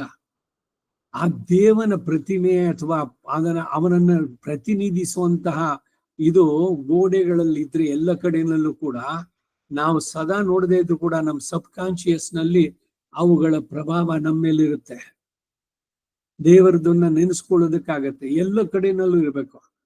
ಕಡೆ ಟಾಯ್ಲೆಟ್ ನಲ್ಲೂ ಹಾಕೊಳ್ಳಿ, ಧಾರಾಳವಾಗಿ ಆಗ್ಬೋದು. ಎಲ್ಲ ಕಡೆನಲ್ಲೂ ಭಗವಂತನ ಫೋಟೋಗಳು. ಅಲ್ಲಿ ಏನು ಮೈಲ್ಗೆ ಆಗಲ್ಲ ಭಗವಂತನಿಗೆ ಅಂತ ಮೈಲ್ಗೆ. ಈಗ ತಾನು ಬಂತು ಅಖಿಲಯ್ಯ ಪ್ರತ್ಯನೀಕನು ಸಕಲ ಕಲ್ಯಾಣ ಗುಣ ಪರಿಪೂರ್ಣ. ಹಾಕೊಳ್ಳೋ ಉದ್ದೇಶ ಏನು? ಎಲ್ಲಾ ಸಮಯದಲ್ಲೂ ಅವನ ನೆನೆಸ್ಕೊಳ್ಬೇಕು. ಇದೇ ತಾನೆ ಎಲ್ಲದರ ಸಂದೇಶ. வாசித்தும் பூஷித்தும் போக்கினேன் போது எப்போது வீದೇ ಎನ್ನೆಂಜೆ. ಅವನನ್ನು ಸದಾ ನೆನೆಸ್ತಾ ಇರಬೇಕು. ಸದಾ ಎನ್ನ ನಾಲಿಗೆಯಲ್ಲಿ ಬರಲಿ ರಾಮ ನಾಮ. ಆ ರಾಮನಾಮ ಬರ್ಬೇಕು ಅಂದ್ರೆ ಎದುರುಗಡೆ ಏನಾದ್ರು ಒಂದು ಪ್ರಚೋದನೆ ನಮಗಿರ್ಬೇಕು ಕಣ್ಣಿಗೆ. ಇದಕ್ಕಾಗಿ ಮನೆಯಲ್ಲಿ ಎಲ್ಲ ರೂಮ್ಗಳಲ್ಲೂ ಫೋಟೋ ಇರಬೇಕು. ಎಲ್ಲ ಮಾಡ್ರನ್ ಇದ್ರದ್ದಾಗೋಯ್ತು, ಎಲ್ಲ ತೆಗೆದ ಕಡೆಗೆ ಎಲ್ಲ ಒಟ್ಟಿಗೆ ಬಿಸಾಕಿ ಏನನ್ನು ಸಾಧಿಸ್ತಾ ಇದ್ದಾರೆ ಇವರು? ಆತ್ಮದ ಉದ್ಧಾರಕ್ಕೆ ಇವೆಲ್ಲ ಪೂರಕವಾಗುವಂತಹದ್ದು. ದೇವರನ್ನ ನೆನೆಸ್ಕೊಳ್ಳೋದು. ಸುಮ್ನೆ ಏನೋ ಮಾತಾಡ್ತಾ ಇದ್ದೀರಿ, ಏನಿದ್ರು ಕೂಡ ಕಣ್ಣಲ್ಲಿ ನೋಡಿದ ತಕ್ಷಣ ಓ ಭಗವಂತಂದು.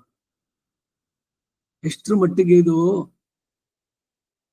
ಮನಸ್ಸಿನ ಮೇಲೆ ಪ್ರಭಾವ ಉಂಟಾಗುತ್ತೆ ಅಂತಂದ್ರೆ ಅದಕ್ಕೆ ಮಾಡರ್ನ್ ಇದ್ರದ್ದು ಎಕ್ಸಾಂಪಲ್ಗಳು ಅದನ್ನೇನೆ ಉದಾಹರಣೆ ಕೊಡಬಹುದು. ಹಿಂದೆ ಕೂಡ ಒಂದ್ಸಲಿ ಹೇಳಿದ್ದೆ ನಾನು. ಈ ಅಮೇರಿಕನ್ ದಂಪತಿಗಳು ಇಬ್ರು ಬೆಳ್ಳಿಗೆ ಚೆನ್ನಾಗಿರೋದು ಅವರುಗಳೆಲ್ಲ.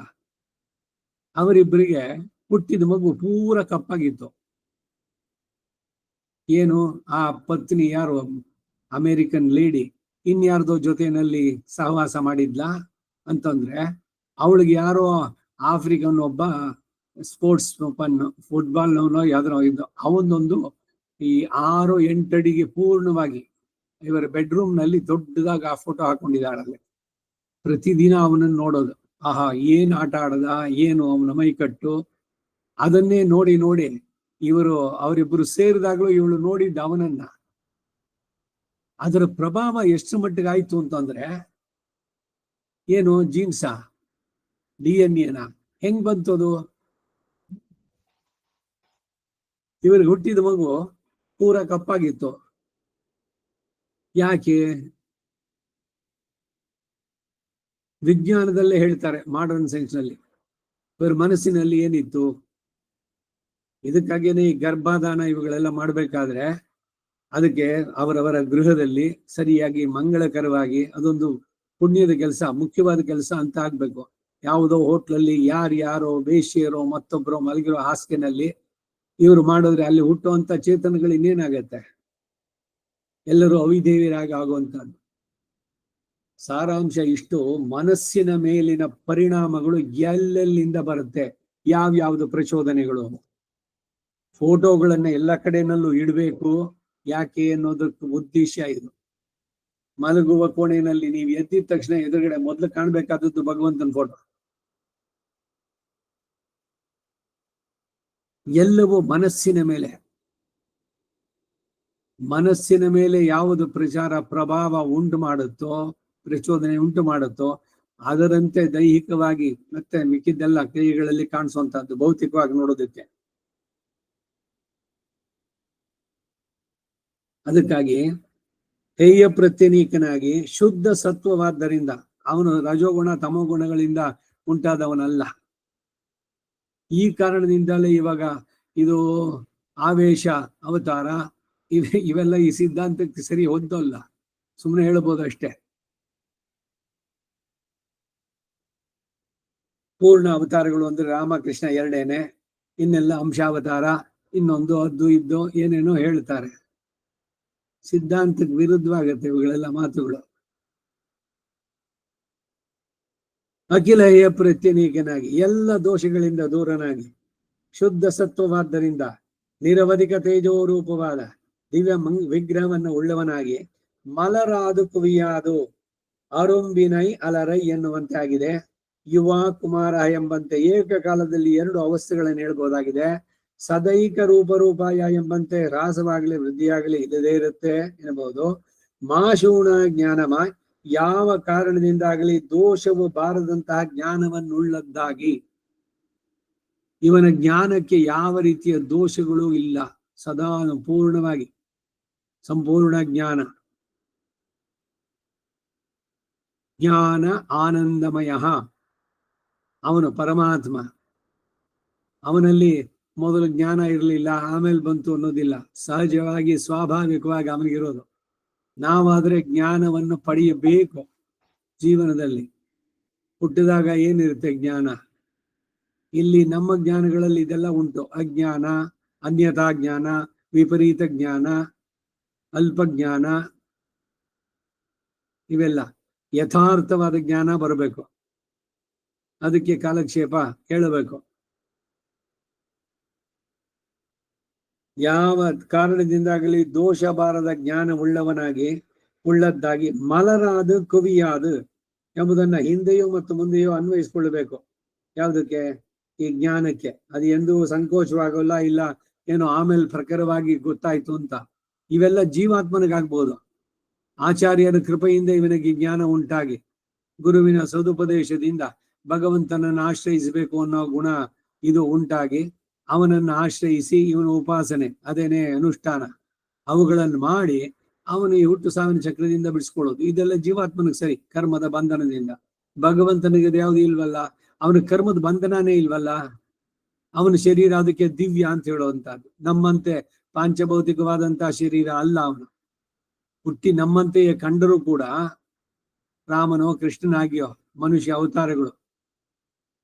ಆತ್ಮಾನಂ ಮಾನುಷಂ ಮನ್ಯೇ ರಾಮೋ ದಶರಥಾತ್ಮಜಂ. ನಾನು ಮನುಷ್ಯ, ನನ್ನ ಪರತತ್ವವನ್ನ ಇದನ್ನ ಹೊರಗಡೆ ತೋರಿಸ್ಕೊಳ್ಳೋದಿಲ್ಲ, ನಾನು ಮನುಷ್ಯನೇ ಅಂತ ಅವನ ನಟನೆ ಮಾಡಿದ್ರು ಕೂಡ ಮೂಲತಃ ಯಾರವನು? ಮತ್ತಿದೆಲ್ಲ ಏನು? ವೈದೇಹಿ ಏನೋ ಆದವಳು, ಬಿಕ್ಕಿ ಬಿಕ್ಕಿ ಅತ್ತ ಎಲ್ಲೋದ್ಲು ಸೀತೆ, ಕೋಪ ಬಂತು, ಸಮುದ್ರವನ್ನೇ ಊರ ಎಲ್ಲ ಲೋಕಗಳನ್ನು ನಾಶ ಮಾಡ್ಬಿಡ್ತೀನಿ, ತಗೊಂಬ ಇಲ್ಲಿ ಬಿಲ್ಲು ಬಾಣ ಅಂತ ಸೌಮಿತ್ರಿ ಅವನಿಗೆ ಸಮಾಧಾನ ಮಾಡಿದ್ದು 2-3 ಸಲ. ಈ ರೀತಿ ಎಲ್ಲ ಆವೇಶಗಳೆಲ್ಲ ಬರ್ಬೋದು, ಅವಸ್ಥೆಗಳು. ಅಂದ್ರೆ ಅದೆಲ್ಲ ಬರೀ ನಟನೆ ಅಷ್ಟೇ. ಸೀತೆ ರಾಮನನ್ನು ಬಿಟ್ಟಿದ್ಲು, ಆಲಾಗಿಲ್ಲೇ ನೆರೆಯುಮೆನ್ನೆ ಅಲರ್ ಮೇಲ್ ಮಂಗ ಉರೆಮಾರ್ ಬಾ. ಅವನ್ ಎದೆನಲ್ಲೇ ಸದಾ ಇರೋಂಥವಳು, ಅವನನ್ನು ಬಿಟ್ಟು ಹೆಂಗ್ ಹೋದ್ಲು ಹೊರಗಡೆ? ರಾಮಾಯಣ ಸುಳ್ಳು? ಹಾಗಾದ್ರೆ ರಾಮಾಯಣ ಸುಳ್ಳಲ್ಲ, ಅದೊಂದು ಅವತಾರ.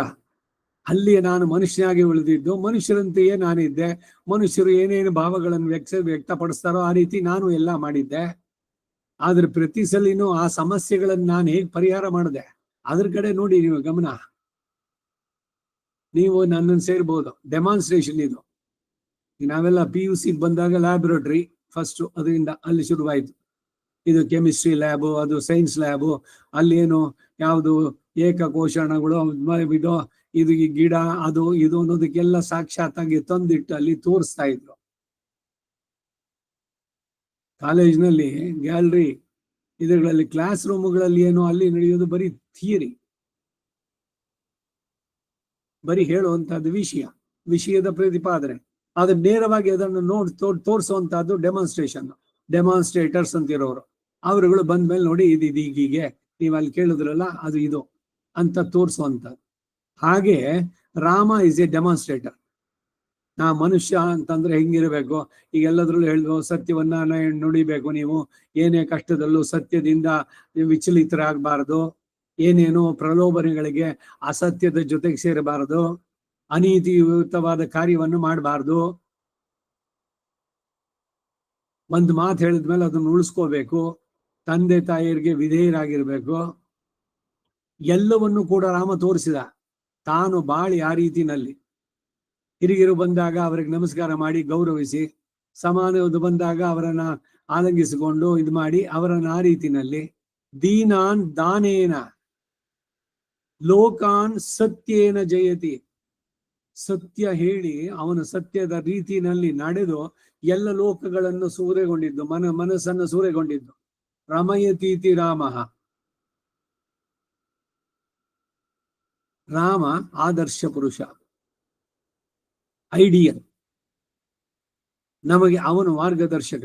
ಅವನಂತೆ ನಾವು ಬಾಳೋದಕ್ಕಾಗ್ಬೇಕು. ಅವನ್ ಬಿಟ್ಬಿಟ್ಟು ಅವರೋ ಇವರೇನೋ ಸಂಗೀತದಲ್ಲೋ ಅವರ ಸಾಹಿತ್ಯದಲ್ಲೋ ಅಥವಾ ನಟನೆಯೋ ಮತ್ತೊಂದಲ್ಲೋ ಮಾಡಿದ್ದು, ಇವರೆಲ್ಲ ಏನು?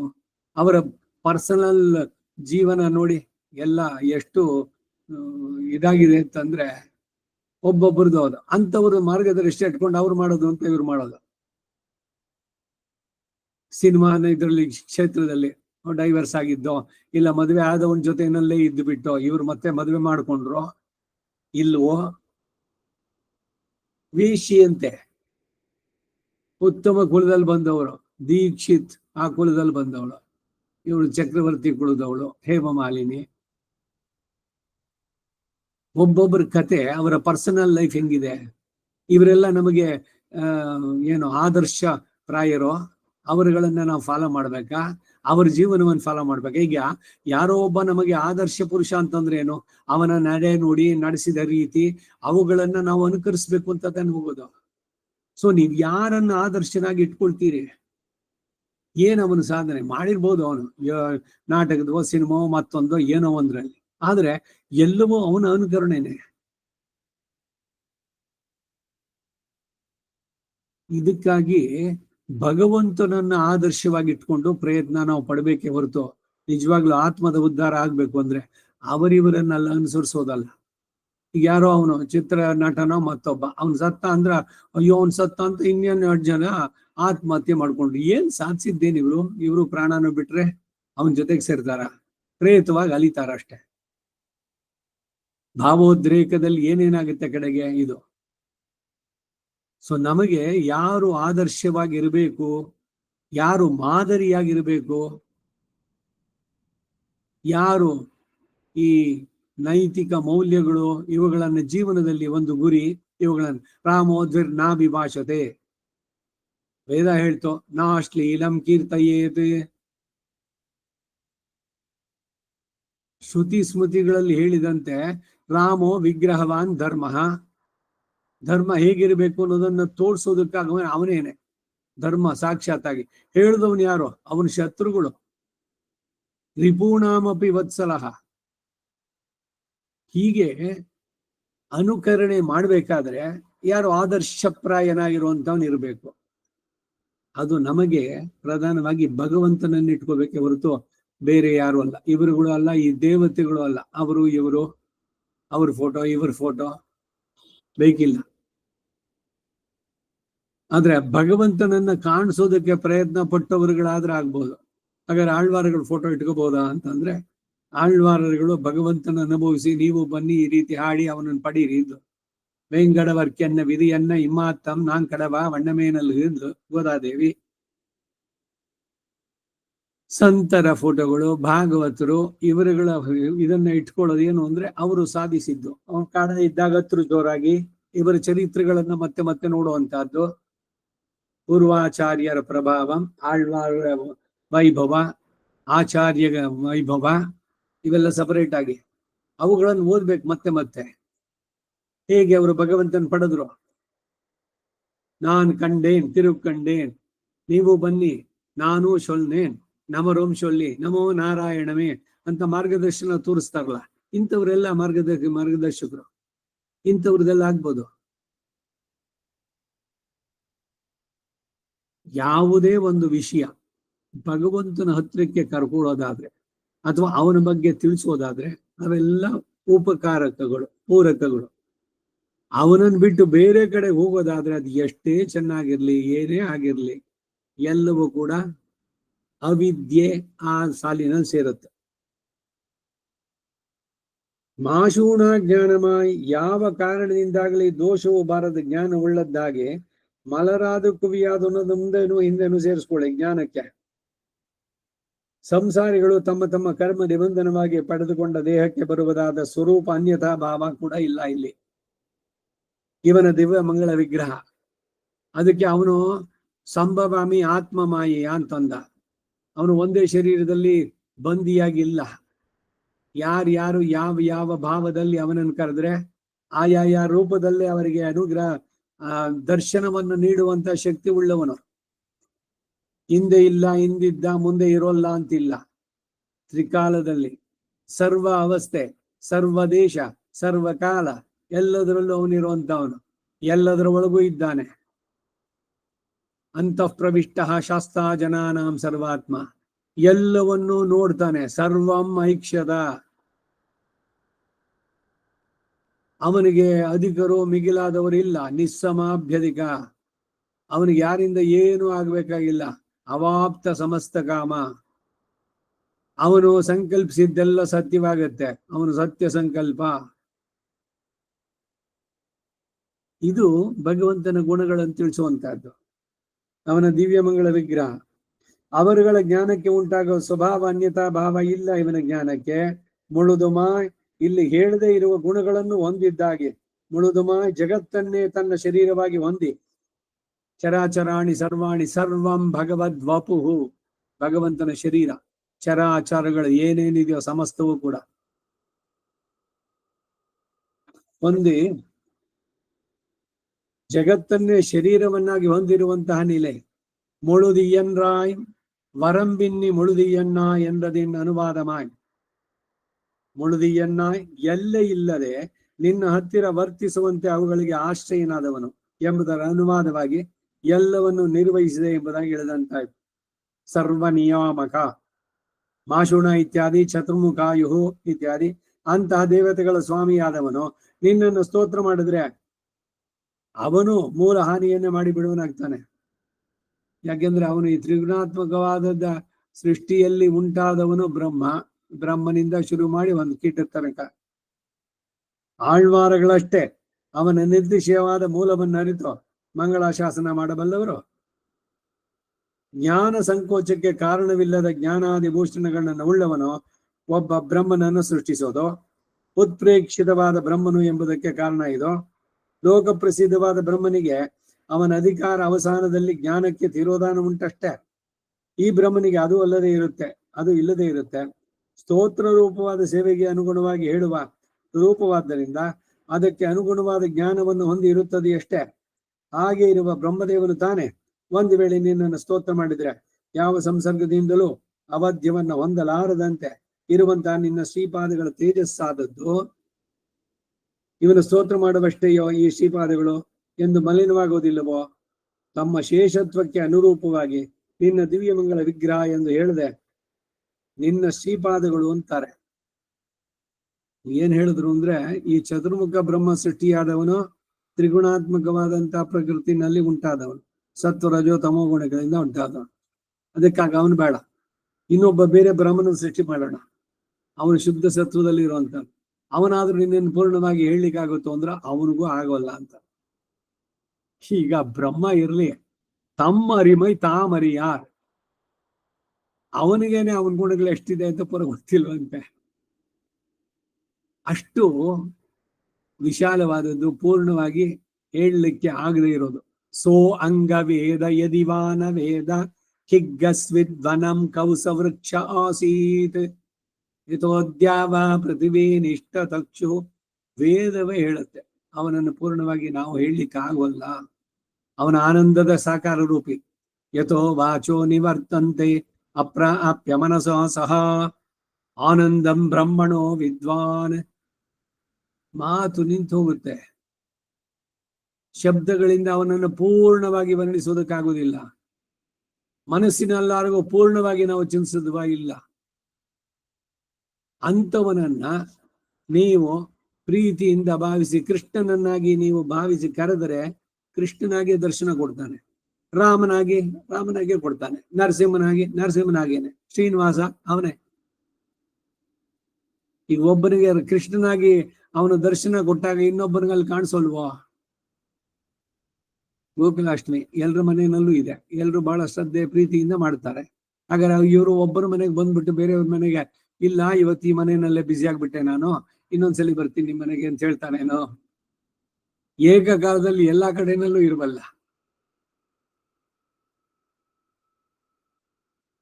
ತಾನು ಮಾಡಿದಂತ ಈ ಸೃಷ್ಟಿ ಚತುರ್ವಿಧ ಭುವನಾತ್ಮಕಂ ಅಂಡಂ, ಅನೇಕ ಕೋಟಿ ಬ್ರಹ್ಮಾಂಡಗಳು, ಎಷ್ಟು ರೂಪಗಳನ್ನು ತಗೋಬಹುದು?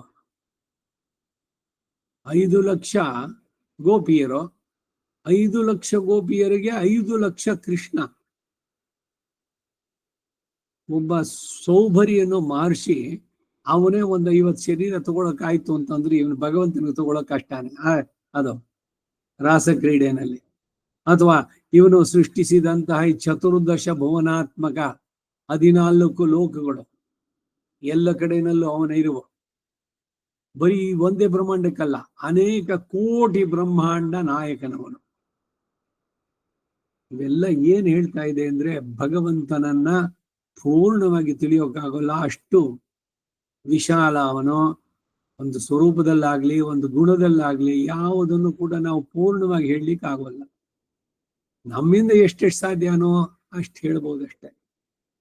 ಅದಕ್ಕಾಗಿ ಹೇಳ್ತಾ ಇದ್ದಿದ್ದು, ಎಲ್ಲೇ ಇಲ್ಲದೆ ನಿನ್ನ ಹತ್ತಿರ ವರ್ತಿಸುವಂತೆ ಅವುಗಳಿಗೆ ಆಶ್ರಯನಾದವನು. ಮುಂದಿನ ಪಾಶಕ್ಕೆ ಹೋಗೋಣ. 9ஆம் பாட்டு. மேன்மை தானே பேச ஒண்ணாது என் கைக்கு நீர்மை தானோ பேச்சுக்கு நிலமாயிருக்கிறது என்கிறார். ಅವನ ಹಿರಿಮೆಯನ್ನ ವರ್ಣಿಸುವುದಕ್ಕಾಗುವುದಿಲ್ಲ, ಪೂರ್ಣವಾಗಿ ಆಗೋದೇ ಇಲ್ಲ ಅಂತಿಲ್ಲ.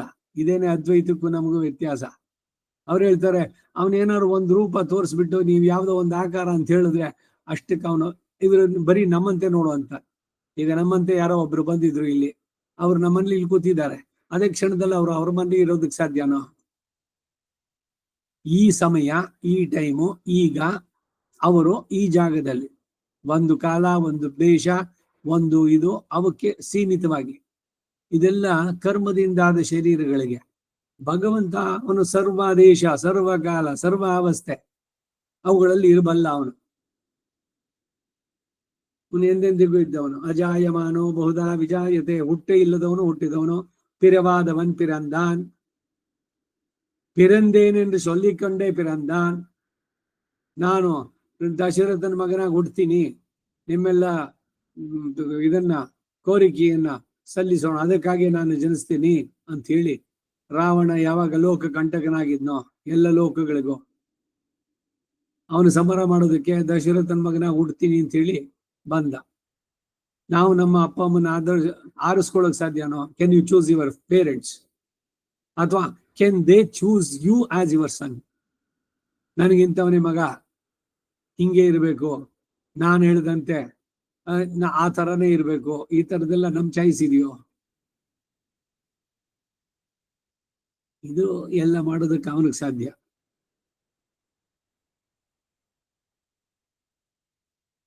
ಅವನ ಹಿರಿಮೆಯನ್ನು ವರ್ಣಿಸುವುದಕ್ಕಾಗಲ್ಲ ಅಂತ ಹೇಳುವುದಕ್ಕೆ ಅವನು ಸೌಶಲ್ಯ ತಾನೇ ಹೇಳುವುದಕ್ಕಾಗುವಂತಿದೆಯೋ ಅಂತಾರೆ ಈ 9ನೇ ಪಾಶುರದಲ್ಲಿ.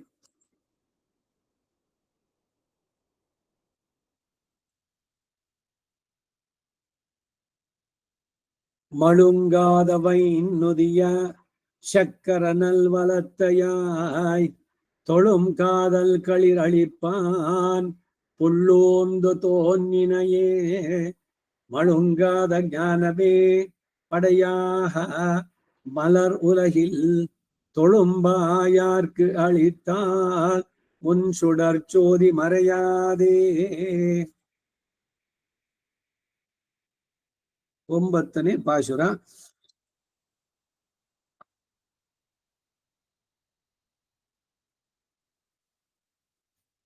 ಮಳುಂಗಾದ, ಮೊಂಡಾಗದ, ವೈ ತೀಕ್ಷ್ಣ ಅಗ್ರವುಳ್ಳ, ನುದಿಯ ಮುಖದೊಡನೆ ಕೂಡಿರುವ, ಶಕ್ಕರ ಚಕ್ರವನ್ನ, ನಲ್ ರಮ್ಯವಾದ ವಲತೆಯಾಯ್ ಬಲ ದಿವ್ಯ ಹಸ್ತದಲ್ಲಿ ಧರಿಸಿದವನಾಗಿ, ತೊಳುಂಕಾದಲ್ ಸೇವಾವೃತ್ತಿಯಲ್ಲಿ ಆಸೆ ಉಳ್ಳ, ಕಳಿರು ಗಜೇಂದ್ರನನ್ನ ಅಳಿಪಾನ್ ರಕ್ಷಿಸುವುದಕ್ಕೋಸ್ಕರ, ಪುಳ್ಳೂರ್ந்து ಗರುಡನನ್ನ ತ್ವರೆಯಿಂದ ನಡೆಯಿಸಿ, ತೋನ್ನಿನಯೇ ಪ್ರತ್ಯಕ್ಷವಾಗಿ ನಿಂತಲ್ವೇ.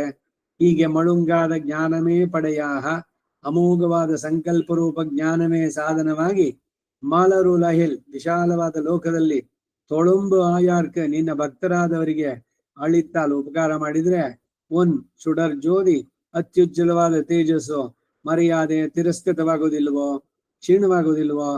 ಆರ್ಥ ರಕ್ಷಣಕ್ಕಾಗಿ ನೀವು ಮಡುವಿನ ಬಳಿಗೆ ಬೆಳೆದು ಬಂದ್ರೆ ನಿನ್ನ ತೇಜಸ್ಸು ಕ್ಷೀಣವಾಗುವುದಿಲ್ವೋ ಅಂತಾರೆ. ಮೊದಲು ಹೇಳಿದ್ದು ಸುದರ್ಶನಕ್ಕೆ. ಮಳುಂಗಾದ ವೈ ತೀಕ್ಷ್ಣವಾದ ಅಗ್ರಗಳು, ಎಷ್ಟು ತೇಜಸ್ಸು. ಸ್ಫುರತ್ ಸಹಸ್ರಾರ ಶಿಖಾತಿ ತೀವ್ರಂ ಸುದರ್ಶನಂ ಭಾಸ್ಕರ ಕೋಟಿ ತುಲ್ಯಂ ಸುರದ್ವಿಷಾಂ ಪ್ರಾಣ ವಿನಾಶ ವಿಷ್ಣು ಚಕ್ರಂ ಸದಾಹಂ ಶರಣಂ ಪ್ರಪದ್ಯೆ. ಅಹಿರ್ಬುದ್ಧಿ ಸಂಹಿತೆಯಲ್ಲಿ ಸುದರ್ಶನನ ಜನ್ಮ ಇದ್ರದ್ದೆಲ್ಲ ತಿಳಿಸಿದೆ ಬಹಳವಾಗಿ. ಅವನ ತೇಜಸ್ಸು ಎಷ್ಟು ತೀಕ್ಷ್ಣವಾಗಿತ್ತು ಅಂದ್ರೆ ಲೋಕವೇ ಅದನ್ನ ತಡೆಯೋಕ್ ಆಗ್ತಿರ್ಲಿಲ್ಲ ಅಂತ, ಕಡೆಗೆ ಅದನ್ನೆಲ್ಲ ಮೊಟಕ್ ಮಾಡಿದ್ದು ಅಂತ ಇವೆಲ್ಲ ಕಥೆನಲ್ಲಿ ಬರುತ್ತೆ.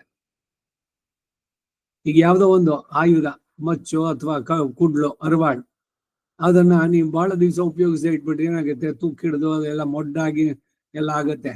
ಆತರ ಆಗುತ್ತೋ ಅಂತ ಕೇಳ್ತಾರೆ ಇಲ್ಲಿ. ಮಳುಂಗಾದ, ಮೊಂಡಾಗದೆ ಇರೋದು, ಅವಾಗವಾಗಲೇ ಉಜ್ಜಿ ಶಾರ್ಪ್ ಮಾಡ್ತಾ ಇರ್ಬೇಕು. ಮೊಳಂಗಾಲು ಮೊಂಡಾಗಬಾರ್ದು. ಬಳಕೆಯಲ್ಲಿ ಇಟ್ಟು ಅಥವಾ ಬಳಕೆ ಇಲ್ದಲೇ ಇದ್ರೆ ಅದೆಲ್ಲ ತುಕ್ಕಿಡ್ದೋ ಮತ್ತೊಂದು. ಈಗ ಮಚ್ಚನ್ನು ಮತ್ತೊಂದು ಓದಬೇಕಾದ್ರೆ ಸ್ವಲ್ಪ ಚೆನ್ನಾಗಿ ಉಜ್ಜಿ ಅದನ್ನ ಆ ಸಾಣೆಕಲ್ಲು ಅದರಲ್ಲಿ ಅದನ್ನು ಶಾರ್ಪ್ ಮಾಡಿ ಮಾಡುವಂತದ್ದು.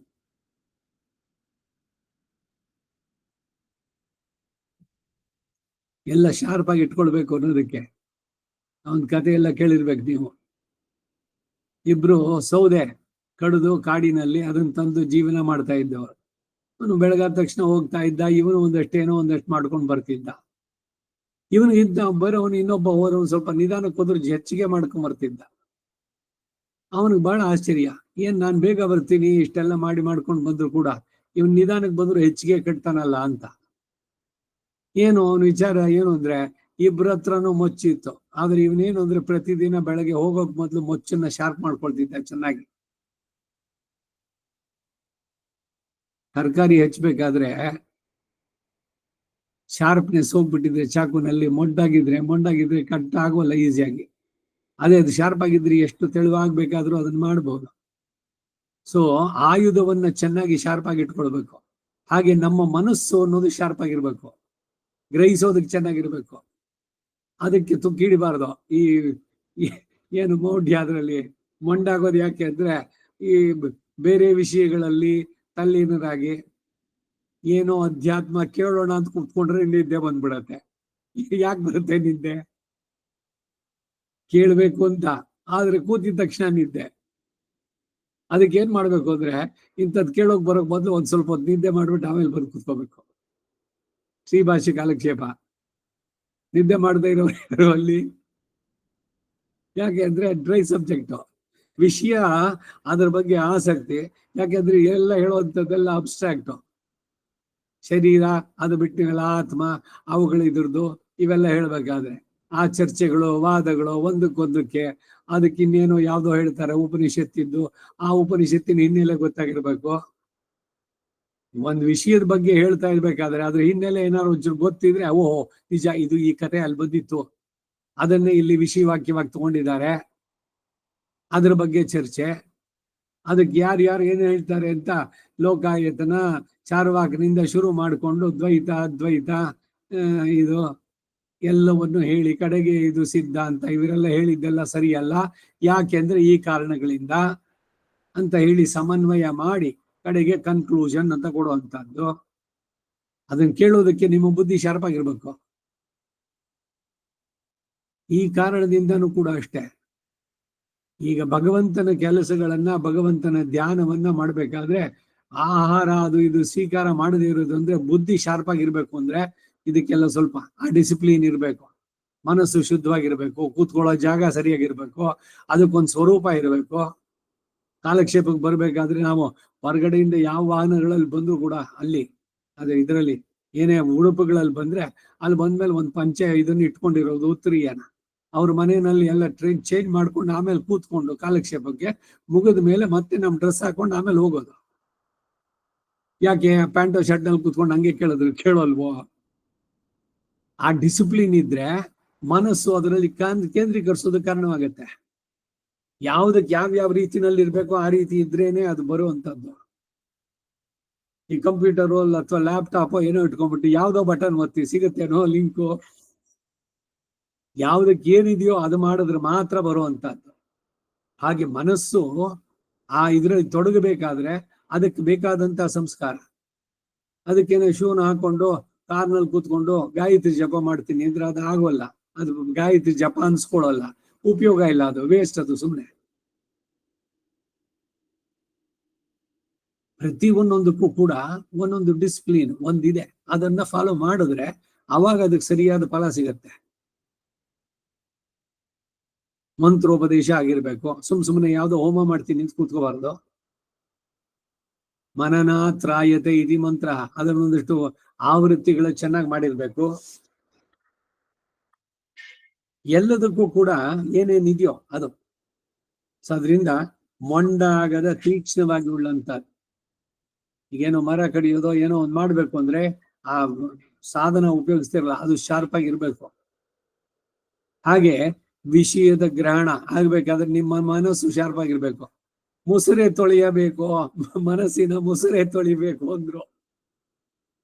ಈ ಮುಸುರೆ ಅಂಟ್ಕೊಂಡಿದೆಯಲ್ಲ ಅದೆಲ್ಲ ಹೋಗ್ಬೇಕು, ಶುದ್ಧವಾಗಿರ್ಬೇಕು.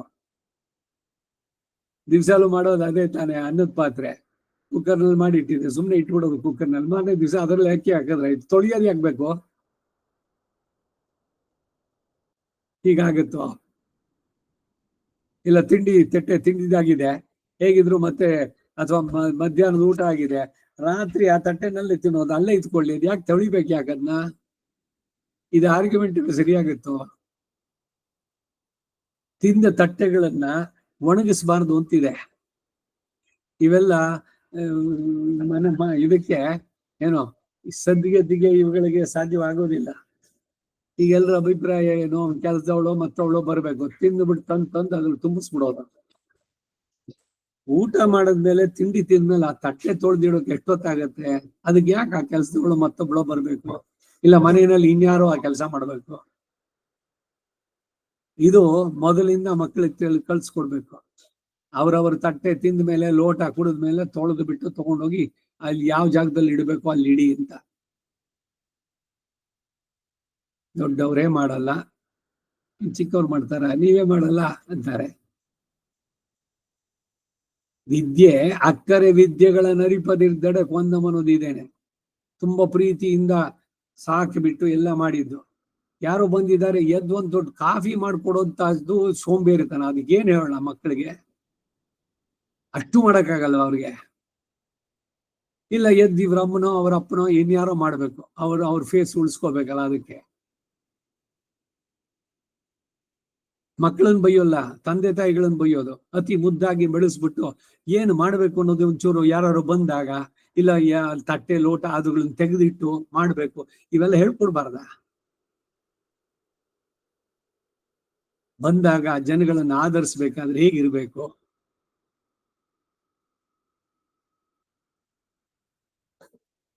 ಎಲ್ಲ ಶೋಚನೀಯ. ಅದಕ್ಕೇನೆ ಬಿಹೇವಿಯರ್ಸ್ ಅವರುಗಳೆಲ್ಲ ಹಾಗೆ. ಸೊ ಮಕ್ಕಳನ್ನು ಬೈಯೋಲ್ಲ, ಅವ್ರ ತಂದೆ ತಾಯಿಗಳನ್ನು ಬೈತಾರೆ, ಏನ್ ಸಂಸ್ಕಾರ ಕೊಟ್ರು ಅಂತ. ಬರೋಣ ನಮ್ಮ ಪಾಶುರಕ್ಕೆ. ಮೊಂಡಾಗದ ತೀಕ್ಷ್ಣ ಮುಳುಂಗಾದ ವೈನುಡಿಯ ಶಕ್ಕರಂ.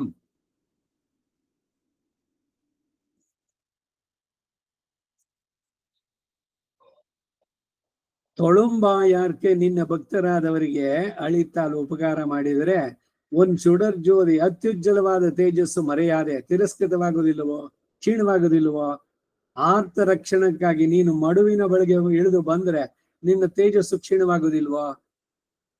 ಇದಕ್ಕೇನೆ ಮೊದ್ಲೇ ಹೇಳದ್ನಲ್ಲ ನಾನು, ನಾಯಿ ಬಾಯಾರಿಕೆ ಆಯ್ತು, ಗಂಗೆನಲ್ಲಿ ನೆಕ್ಕಿ ನೀರು ಕುಡಿತದೋ, ಗಂಗೆ ಅಪವಿತ್ರವಾಯ್ತು. ಹಾಗೆ ಇವನು ಗಜೇಂದ್ರ ಮೋಕ್ಷದಲ್ಲಿ ರಕ್ಷಣೆಗಾಗಿ ಅಲ್ಲಿಂದ ಇಳಿದು ಬಂದ್ರೆ ನಿನ್ನ ತೇಜಸ್ಸು ಕ್ಷೀಣವಾಗುದಿಲ್ವೋ ಅಂತ ಕೇಳಿದ್ರು. ಈಡು ಮಳುಂಗಾದ ಶತ್ರು ಶರೀರಂಗಳಿಲೆ ಪಡಪಡ ಶಾಣಿயிலே ಇಟ್ಟಾರ್ ಪೋಲೆ புகர்பெத்து வாரா நிற்குமாயிற்று திருவாளி ಚಕ್ರ. மழுங்கக்கடவதன்னியே பூரிய முனையுடைய திருவாளியை வடிவார் சோதி வலத்துறையம் என்னும்படியே வலவரு ஹேயுடையை யாய் நல்வலவத்தையாய் தோன்றினியே கையாளி திருவாளி இருந்தது அறிந்திலன். அறிந்தாகில் இருந்தவிடத்தை இறந்து அத்தையே விற்காயும் கொள்ளலாமிரே. ஆர்த்தநாதம் செவிப்பட்டவாறே தன்னை மறந்தான். நினைத்தாலும் இருந்தவிடத்திலே இருந்து துக்க நிவர்த்தி பண்ண ஒண்ணாது தொழும் காதல் களிராய்த்து கையும் திருவாளியும் ஆன அழகு காணும் ஆசைப்பட்டிருக்கிறவனாயித்தவன் காதல் களிறு சதுர்தன் என்னுமா போல சதுர்தந்தி என்னுமா போல காதல் இதற்கு நிரூபகமாயிருக்கை அளிப்பான் இதன் கையில் பூ செவி எளியாமை திருவடிகளிலே இடுவித்துக் கொள்ளுகைக்காக புள்ளூர்ந்து தோன்றினையே சங்கல்பத்துக்கு முற்பட்டாயித்து திருவடி வேகம் இருப்பது. அவன் வேகம் போராமல் அவனை விடக்கிக் கொண்டீரே வந்து விழுந்தது. தோன்றினையே இடர்பட்டார் தாமாய் தமக்கு தோத்தினா போலே காணும் இருக்கிறது. மழுங்காத ஞானமே படையாக திருவாளியை மறந்தான் என் கைக்கு அதிலும் அந்நிய சங்கல்ப ரூப ஞானத்தையோ நினைக்கிறது. அநேக காரியங்களிலே ஏவா நின்றாலும் மழுங்க கடவதன்னியே புகர்பெத்து வாரான் என்னுள்ள சங்கல்ப ரூப ஞானமே கருவியாக திருநாவி கமலத்தை அடியாக உடைத்தான சம்சாரத்தில் தொழும்பாயார்க்கு சேஷபூதரானார்க்கு மலருலகில் தொழும்பாயார்க்கு மழுங்காத ஞானமே படையாக அளித்தார் உன் சுடற்சோதி மரியாதே. இருந்த விடத்தே இறந்து சங்கல்ப ரூப ஞானத்தாலே ரட்சித்தாயாகில் ஆனை இடர்பட்ட மடுவின் கரையிலே அரைக்குலைய தலைக்குலைய உணர்த்தி எற்று வந்து விழுந்தான் என்கிற நிரவதிக்க தேஜஸ் இழந்தது என்னோ. மறையாதே என்ற இதற்கு மறையும் மறையும் என்று சிற்றாள் ಕೊಂಡಾನ್ ವಾರ್ತೆ. ಇದಿಷ್ಟು ಈಡಿನ ಕನ್ನಡ ಅವತರಣಕ್ಕೆ. ಮಳುಂಗಾದ ಶತ್ರು ಶರೀರಗಳನ್ನು ತಾಕಿದಂತೆಲ್ಲ ಸಾಣೆ ಕೊಟ್ಟಂತೆ ಅಧಿಕವಾದ ತೇಜಸ್ಸನ್ನು ಹೊಂದಿ ಬಂದು ನಿಂತಿರುವ ಚಕ್ರ ಒಂದೊಂದನ್ನ ಕತ್ತರಿಸಿದಾಗ ಅದು ಇನ್ನೂ ಶಾರ್ಪ್ ಆಗತ್ತಂತೆ. ಇದು ಈಗಿನ ಕಾಲಕ್ಕೆ ಮಾಡೋದು. ಈಗೇನೋ ಶೇವ್ ಮಾಡ್ಕೊಳಕ್ಕೆ ಬ್ಲೇಡು ಅದು ಮೊಂಡಾಯ್ತು, ಸರಿ ಬಿಸಾಕಿ ಬೇರೆದನ್ನ ಹಾಕೋಬೇಕು. ಈಗ ಹೊಸದಾಗಿ ಬಂದಿರೋದೇನು ಅಂದ್ರೆ ನೀವು ಶೇವ್ ಮಾಡ್ತಾ ಮಾಡ್ತಾ ಅದು ಶಾರ್ಪ್ನೆಸ್ ಜಾಸ್ತಿ ಆಗತ್ತೆ ಅಂತ. ನಿಜವಾಗ್ಲೂ ಆಗೋದು ಈ ಸುದರ್ಶನಕ್ಕೆ. ಅದನ್ನ ಹೇಳ್ತಾ ಇದ್ದಾರೆ. ಶತ್ರು ಶರೀರಗಳನ್ನ ತಾಕಿದಂತೆಲ್ಲ ಸಾಣೆ ಕೊಟ್ಟಂತೆ ಅಧಿಕವಾದ ತೇಜಸ್ಸನ್ನು ಹೊಂದಿ ಬಂದು ನಿಂತಿರುವ ದಿವ್ಯಚಕ್ರ. ಸ್ವಲ್ಪವೂ ತೇಜಸ್ಸು ಹೊಂದದೇ ಇರುವುದಲ್ಲದೆ ತೀಕ್ಷ್ಣವಾದ ಅಗ್ರವನ್ನುಳ್ಳ ಸುದರ್ಶನ ಚಕ್ರವನ್ನ ವಡಿವಾರ್ಶೋದಿ ವಲತ್ತುರೆಯುಂ ಎನ್ನುವಂತೆ ಬಲಪಾರ್ಶ್ವದಲ್ಲಿ ಉಳ್ಳವನಾಗಿ, ವಡಿವಾರ್ಶೋದಿ ವಲತ್ತುರೆಯುಂ ಸುಡರ್ ಆಳಿಯುಂ ಅಲ್ಲಾಂಡ್ ಅದಕ್ಕೂ ಮಂಗಳಾಶಾಸನ ಪಾಂಚಜನ್ಯತೆ ಅದನ್ನು ಹೇಳುವಂತಹದ್ದು. ಹಾಗೆ ಆ ಬಲಪಾರ್ಶ್ವದಲ್ಲಿ ಉಳ್ಳವನಾಗಿ ನಲ್ವಲತ್ತೆಯಾಯ್ ತೋಂಡಿನಿಯೇ ಕೈಯಲ್ಲಿ ದಿವ್ಯ ಚಕ್ರ ಇದ್ದದನ್ನ ತಿಳಿಯಲಿಲ್ಲ. ತಿಳಿದಿದ್ರೆ ಅದು ಇದ್ದ ಸ್ಥಳದಲ್ಲಿಯೇ ಇದ್ದು ಅದಕ್ಕೆ ಆಜ್ಞಾಪಿಸಿ ಕಾರ್ಯ ಸಾಧನೆ ಮಾಡಬಹುದಾಗಿತ್ತಷ್ಟೇ. ಆರ್ತನಾದವು ಕಿವಿಗೆ ಬಿದ್ದಾಗಲೇ ತನ್ನನ್ನು ಮರೆತ. ಎಲ್ಲ ಗಜೇಂದ್ರ ಮೋಕ್ಷದ ವೃತ್ತಾಂತದಲ್ಲಿ ಅಲ್ಲೇ ಕೂತ್ಕೊಂಡು ಅಲ್ಲಿಂದ ಚಕ್ರ ಬಿಟ್ಬಿಟ್ಟಿದ್ರೆ ನೇರವಾಗಿ ಯಾಕೆ ಬರ್ಬೇಕಾಗಿತ್ತು? ಗೌಡನನ್ನು ಎಳ್ಕೊಂಬಂದಲ್ಲ. ಗಜೇಂದ್ರ ಮೋಕ್ಷದ ವೃತ್ತ ಅಂತ ಭಕ್ತರನ್ನ ರಕ್ಷಣೆ ಮಾಡೋದಕ್ಕೆ ಹೊರಟಾಗ ಇವನೇನಂದ್ರೆ ಮರ್ತೋಯ್ತಂತ ಅವ್ರಿಗೆ ಕೈನಲ್ಲಿ ಚಕ್ರ ಇದ್ದಿದ್ದು. ನಾವು ಅರ್ಜೆಂಟಾಗಿ ಹೊರಟ್ಬಿಡೋದು, ಬೇಗ ಬೇಗ ಬೇಗ ಹೊರಟ್ಕೊಳ್ಳೋಣ ಅಂತ ಹೋದ್ರೆ ಏನೋ ಏನ್ ಪ್ರಧಾನವೋ ಅದನ್ನೇ ಬಿಟ್ಟು ಬಂದಿರೋದು. ಕಾರಿನ ಕೀನೇ ತಗೊಂಬಂದಿಲ್ಲ ಅಂತೂ ಓಡ್ ಬಂದಿದ್ದಾಯ್ತು ಕಾರ್ನ ಹತ್ರಕ್ಕೆ ಎಲ್ಲ ತಗೊಂಡು. ಆ ತರದಲ್ಲಿ ಕೈಯಲ್ಲಿ ಚಕ್ರ ಇದ್ದದ್ದು ತಿಳಿಯಲಿಲ್ಲ. ತಿಳಿದಿದ್ರೆ ಇದ್ದ ಸ್ಥಳದಲ್ಲಿ ಅದನ್ನ ಇದ್ದು ಅದಕ್ಕೆ ಆಜ್ಞಾಪಿಸಿ ಕಾರ್ಯ ಸಾಧನೆ ಮಾಡಬಹುದಿತ್ತು. ನಾನು ಹೋಗೋಕ್ ಮೊದ್ಲೇ ನೀನು ಹೋಗ್ಬಿಡೋ ಆಂಜನೇಯನ ರಾಮ ಕಳಿಸ್ಕೊಟ್ಟಂಗೆ. ಆರ್ತನಾದ ಕಿವಿಗೆ ಬಿದ್ದಾಗಲೇ ತನ್ನನ್ನು ಮರೆತ. ನೆನೆದ್ದರೂ ಇದ್ದ ಸ್ಥಳದಲ್ಲಿಯೇ ಇದ್ದು ದುಃಖ ನಿವೃತ್ತಿ ಮಾಡಲಾಗದು. ಸೇವಿಸಬೇಕೆಂಬ ಆಶೆಯುಳ್ಳ ಆನೆಯಾಗಿತ್ತದೋ. ತೊಳುಂಕಾದಲ್ ಕಳಿರಿ ಅಂದರೆ ಹಸ್ತದಲ್ಲಿ ದಿವ್ಯ ಚಕ್ರವನ್ನು ಧರಿಸಿರುವ ಸೌಂದರ್ಯವನ್ನ ಕಾಣಲು ಆಸೆ ಪಟ್ಟಿರುವವನಾಯಿತು ಇವನು. ಕಾದಲ್ ಕಳಿರಿ ಚತುರ್ದಂತಿ ಎನ್ನುವಂತೆ ಭಗವತ್ ಪ್ರೇಮವು ಇದಕ್ಕೆ ನಿರೂಪಕ. ಅಳಿಪಾನ್ ಇದರ ಕೈಯಲ್ಲಿರುವ ಹೂ ಬಾಡಿ ಹೋಗುವುದಕ್ಕೆ ಮೊದಲೇ ತನ್ನ ಶ್ರೀಪಾದಗಳಲ್ಲಿ ಸಮರ್ಪಣೆ ಮಾಡಿಸಿಕೊಳ್ಳುವುದಕ್ಕಾಗಿ ಪುಳ್ಳೂರ್ದು ತೋಂಡಿನೆಯೇ ಸಂಕಲ್ಪವನ್ನು ಹಿಂಬಾಲಿಸುವಂತಾಯಿತು ಗರುಡನ ವೇಗ. ಆನೆ ಹೂವನ್ನ ತೆಗೆದು ಕೊಡ್ತಲ್ಲ ಆದಿಮೂಲ ಅಂತ ಹೇಳಿ, ಅವನ ಉದ್ದೇಶ ಏನಿತ್ತು ಗಜೇಂದ್ರನಿಗೆ ಅಂದ್ರೆ ಈ ಹೂವು ಬಾಡೋದಕ್ ಮೊದಲು ಅದು ಭಗವಂತನ ತಲ್ಪಡ್ಬೇಕು. ಉದುರು ಮಲ್ಲಿಗೆ ಉದುರದಿರು ಮಲ್ಲಿಗೆ ಉದಿರಿದರೆ ಶಿವನ ಪಾದ ಸೇರು ಮಲ್ಲಿಗೆ ಅಂತ ಒಂದು ಕೋಲಾಟದಲ್ಲಿ ಆಡ್ತಾ ಇದ್ರು. ಹೂವು ಉದುರುತ್ತೆ. ಈಗ ಪಾರಿಜಾತದ ಪುಷ್ಪ ಅದಕ್ಕ ಹೂವು ಗಿಡದಲ್ಲಿ ಇರೋಲ್ಲ ಸಾಮಾನ್ಯವಾಗಿ, ಆದ್ಮೇಲೆ ಬೀಳುತ್ತೆ ಕೆಳಗೆ, ಎಲ್ಲ ಆರಿಸ್ಕೊಂಡ್ ಬಂದು ಭಗವಂತನ ಸಮರ್ಪಣೆ ಮಾಡೋದು. ಅದು ಉದುರೋಕ್ ಮೊದಲು ಅದನ್ನ ತಗೊಂಡು ಭಗವಂತನ ಸಮರ್ಪಣೆ ಮಾಡಬೇಕು. ಹಾಗೆ ನಮ್ಮ ಜೀವನ ಇದು ಒಂದು ಹೂವು, ಅದು ನಾಶವಾಗೋಕ್ ಮೊದಲೇನೆ ಅವನಿಗೆ ಸಮರ್ಪಿಸಿಬಿಡ್ಬೇಕು. ಅದನ್ನ ಇವನ್ ಯಾಕೆ ಬಂದ ಅಂತಂದ್ರೆ ಆ ಗಜೇಂದ್ರ ಕೊಟ್ಟಿದ್ ಹೂವು ಬಾಡೋಕ್ ಮೊದಲು ಅವನಿಗೆ ದರ್ಶನ ಕೊಟ್ಟು ಅದನ್ನ ಸ್ವೀಕಾರ ಮಾಡ್ಬಿಡ್ಬೇಕು. ಅದಕ್ಕಾಗಿ ಗರುಡನ್ನು ಹೇಳ್ಕೊಂಬಂದ. ಗರುಡ ವೇಗ ಎಲ್ಲಿಗಾರೋ ಅಮೆರಿಕಾಗೆ ಕಳಿಸ್ಬೇಕು ತಿಂಡಿಗಳು ಮತ್ತೊಂದು ಅಂದ್ರೆ ಗರುಡ ವೇಗ ಅಂತಿದೆ ಹೆಸರು ನೋಡಿ, ಗರುಡ ವೇಗ. ಅವನ ವೇಗವು ಸಾಲದೆ ಅವನನ್ನು ತಬ್ಬಿಕೊಂಡೇ ತಾನೇ ಇಲ್ಲಿ ಬಂದು ಸೇರಿದ್ದು, ಗರುಡನನ್ನು ಎಳ್ಕೊಂಬಂದಿದ್ದು. ತೋಂದಿನಯೇ ದುಃಖಪಟ್ಟವರು ತಾವೇ ಆಗಿ ತಮಗೆ ಪ್ರತ್ಯಕ್ಷವಾದಂತೆ ಇದೆ ಈ ನಿರೂಪಣೆ. ಬಳುಂಗಾದ ಜ್ಞಾನಮೇ ಪಡೆಯಾಹ ಸುದರ್ಶನ ಚಕ್ರವನ್ನು ಮರೆತ ಭಗವಂತ ಗಜೇಂದ್ರ ಮೋಕ್ಷದಲ್ಲಿ ಎನ್ನುವುದಕ್ಕೆ ಅದಕ್ಕಿಂತಲೂ ಸಮೀಪಸ್ಥವಾದ ಸಂಕಲ್ಪ ರೂಪ ಜ್ಞಾನವನ್ನು ನೆನೆಯೋದು. ಅನೇಕ ಕಾರ್ಯಗಳಲ್ಲಿ ಆಜ್ಞಪ್ತನಾದರೂ ತೇಜೋಹೀನನಾಗದೆ ತೇಜಸ್ಸನ್ನು ಅಧಿಕವಾಗಿ ಹೊಂದಿ ಹಿಂತಿರುಗಿ ಬರುವ ಸಂಕಲ್ಪ ರೂಪ ಜ್ಞಾನವೇ ಸಾಧನವಾಗಿ ದಿವ್ಯ ನಾಭಿ ಕಮಲವನ್ನ ಮೂಲವಾಗಿ ಉಳ್ಳ ಸಂಸಾರದಲ್ಲಿ ತೊಳುಂಬಾಯಾರ್ಕೆ ಅಂದರೆ ಶೇಷಭೂತರುಗಳಿಗೆ ವಿಶಾಲವಾದ ಲೋಕದಲ್ಲಿ ಶೇಷಭೂತರಿಗೆ ತೇಜೋಹೀನವಾಗದ ಜ್ಞಾನವೇ ಸಾಧನವಾಗಿ ಉಪಕಾರ ಮಾಡಿದರೆ ನಿನ್ನ ಅತ್ಯುಜ್ವಲ ತೇಜಸ್ಸು ಕ್ಷೀಣವಾಗುವುದಿಲ್ವೋ? ಇದ್ದ ಸ್ಥಳದಲ್ಲಿಯೇ ಇದು ಸಂಕಲ್ಪ ರೂಪ ಜ್ಞಾನದಿಂದ ರಕ್ಷಿಸಿ. ಆದರೆ ಆನೆಯು ದುಃಖಪಟ್ಟ ಮಡುವಿನ ದಡದಲ್ಲಿಗೆ ಇದ್ದದ್ದು ಇದ್ದ ಹಾಗೆಯೇ ಅವಸರವಾಗಿ ನಿನ್ನನ್ನೂ ಮರೆತು ಬಂದು ಪ್ರತ್ಯಕ್ಷನಾದೆ ಎಂಬ ನಿರವಧಿಕ ತೇಜಸ್ಸನ್ನ ಕಳೆದುಕೊಂಡಂತೆಯೋ ಅಲ್ಲವೋ, ತಿರಸ್ಕೃತವಾಗುವುದಿಲ್ವೋ ಎಂದು ಅರಿಯರವರು ಈ ಪಾಶುರ ಹಾಡಿದಾಗ ಶಿತ್ತಾಳ್ಕೊಳ್ವಾನ್ ಎಂಬ ಮಹನೀಯರು ತಿರಸ್ಕೃತವಾಗುತ್ತೆ, ಕ್ಷೀಣವಾಗುತ್ತೆ ಅಂದ್ರಂತೆ. ಈಗ ಒಂದು ದೀಪ ಹಚ್ಚಿದ್ದೀರಿ, ಆ ದೀಪದಿಂದ ಇನ್ನೊಂದನ್ನು ತಗೊಂಡು ಹಚ್ಚಿದ್ರೆ ಈ ದೀಪದ ಬೆಳಕು ಕಡಿಮೆ ಆಗುತ್ತೋ? ಯಾಕಂದ್ರೆ ಇಲ್ಲಿಂದ ಆ ದೀಪ ಹಚ್ಚೋಯ್ತಲ್ಲ. ಭಗವಂತನ ಕರುಣೆ, ಅವನ ಅವಸರ, ಭಕ್ತರನ್ನ ರಕ್ಷಿಸೋದ್ರಲ್ಲಿ ಎಲ್ಲವೂ ಕೂಡ ಇಲ್ಲಿ ವ್ಯಕ್ತವಾದದ್ದು. ಆ ತ್ವರೆಗೆ ನಮಸ್ಕಾರ ಅಂತಾರೆ ಆಳ್ವಾರಗಳು. ಈ ಜಾಗದಲ್ಲಿ ನಿಲ್ಸ್ಕೊಂಡಿರೋಣ. ಕವಿತಾರ್ಕಿಕ ಸಿಂಹಾಯ ಕಲ್ಯಾಣ ಗುಣಶಾಲಿನೇ ಶ್ರೀಮತೆ ವೆಂಕಟೇಶಾಯ ವೇದಾಂತ ಗುರವೇ ನಮಃ. ವಾದಿದ್ಯುತ ಶಿರೋಭಂಗ ಪಂಚಾನ್ ಪರಾಕ್ರಮ ಶ್ರೀಮಾನ್ ವೆಂಕಟನಾಥಾರ್ಯ ಸ್ಥಿರಂ ವಿಜಯತಾಂಭವಿ. ಶ್ರೀಮತೆ ನಿಗಮಾಂತ ಮಹಾದೇಶಿಕಾಯ ನಮಃ. ಸರ್ವಂ ಶ್ರೀ ವಾಸುದೇವ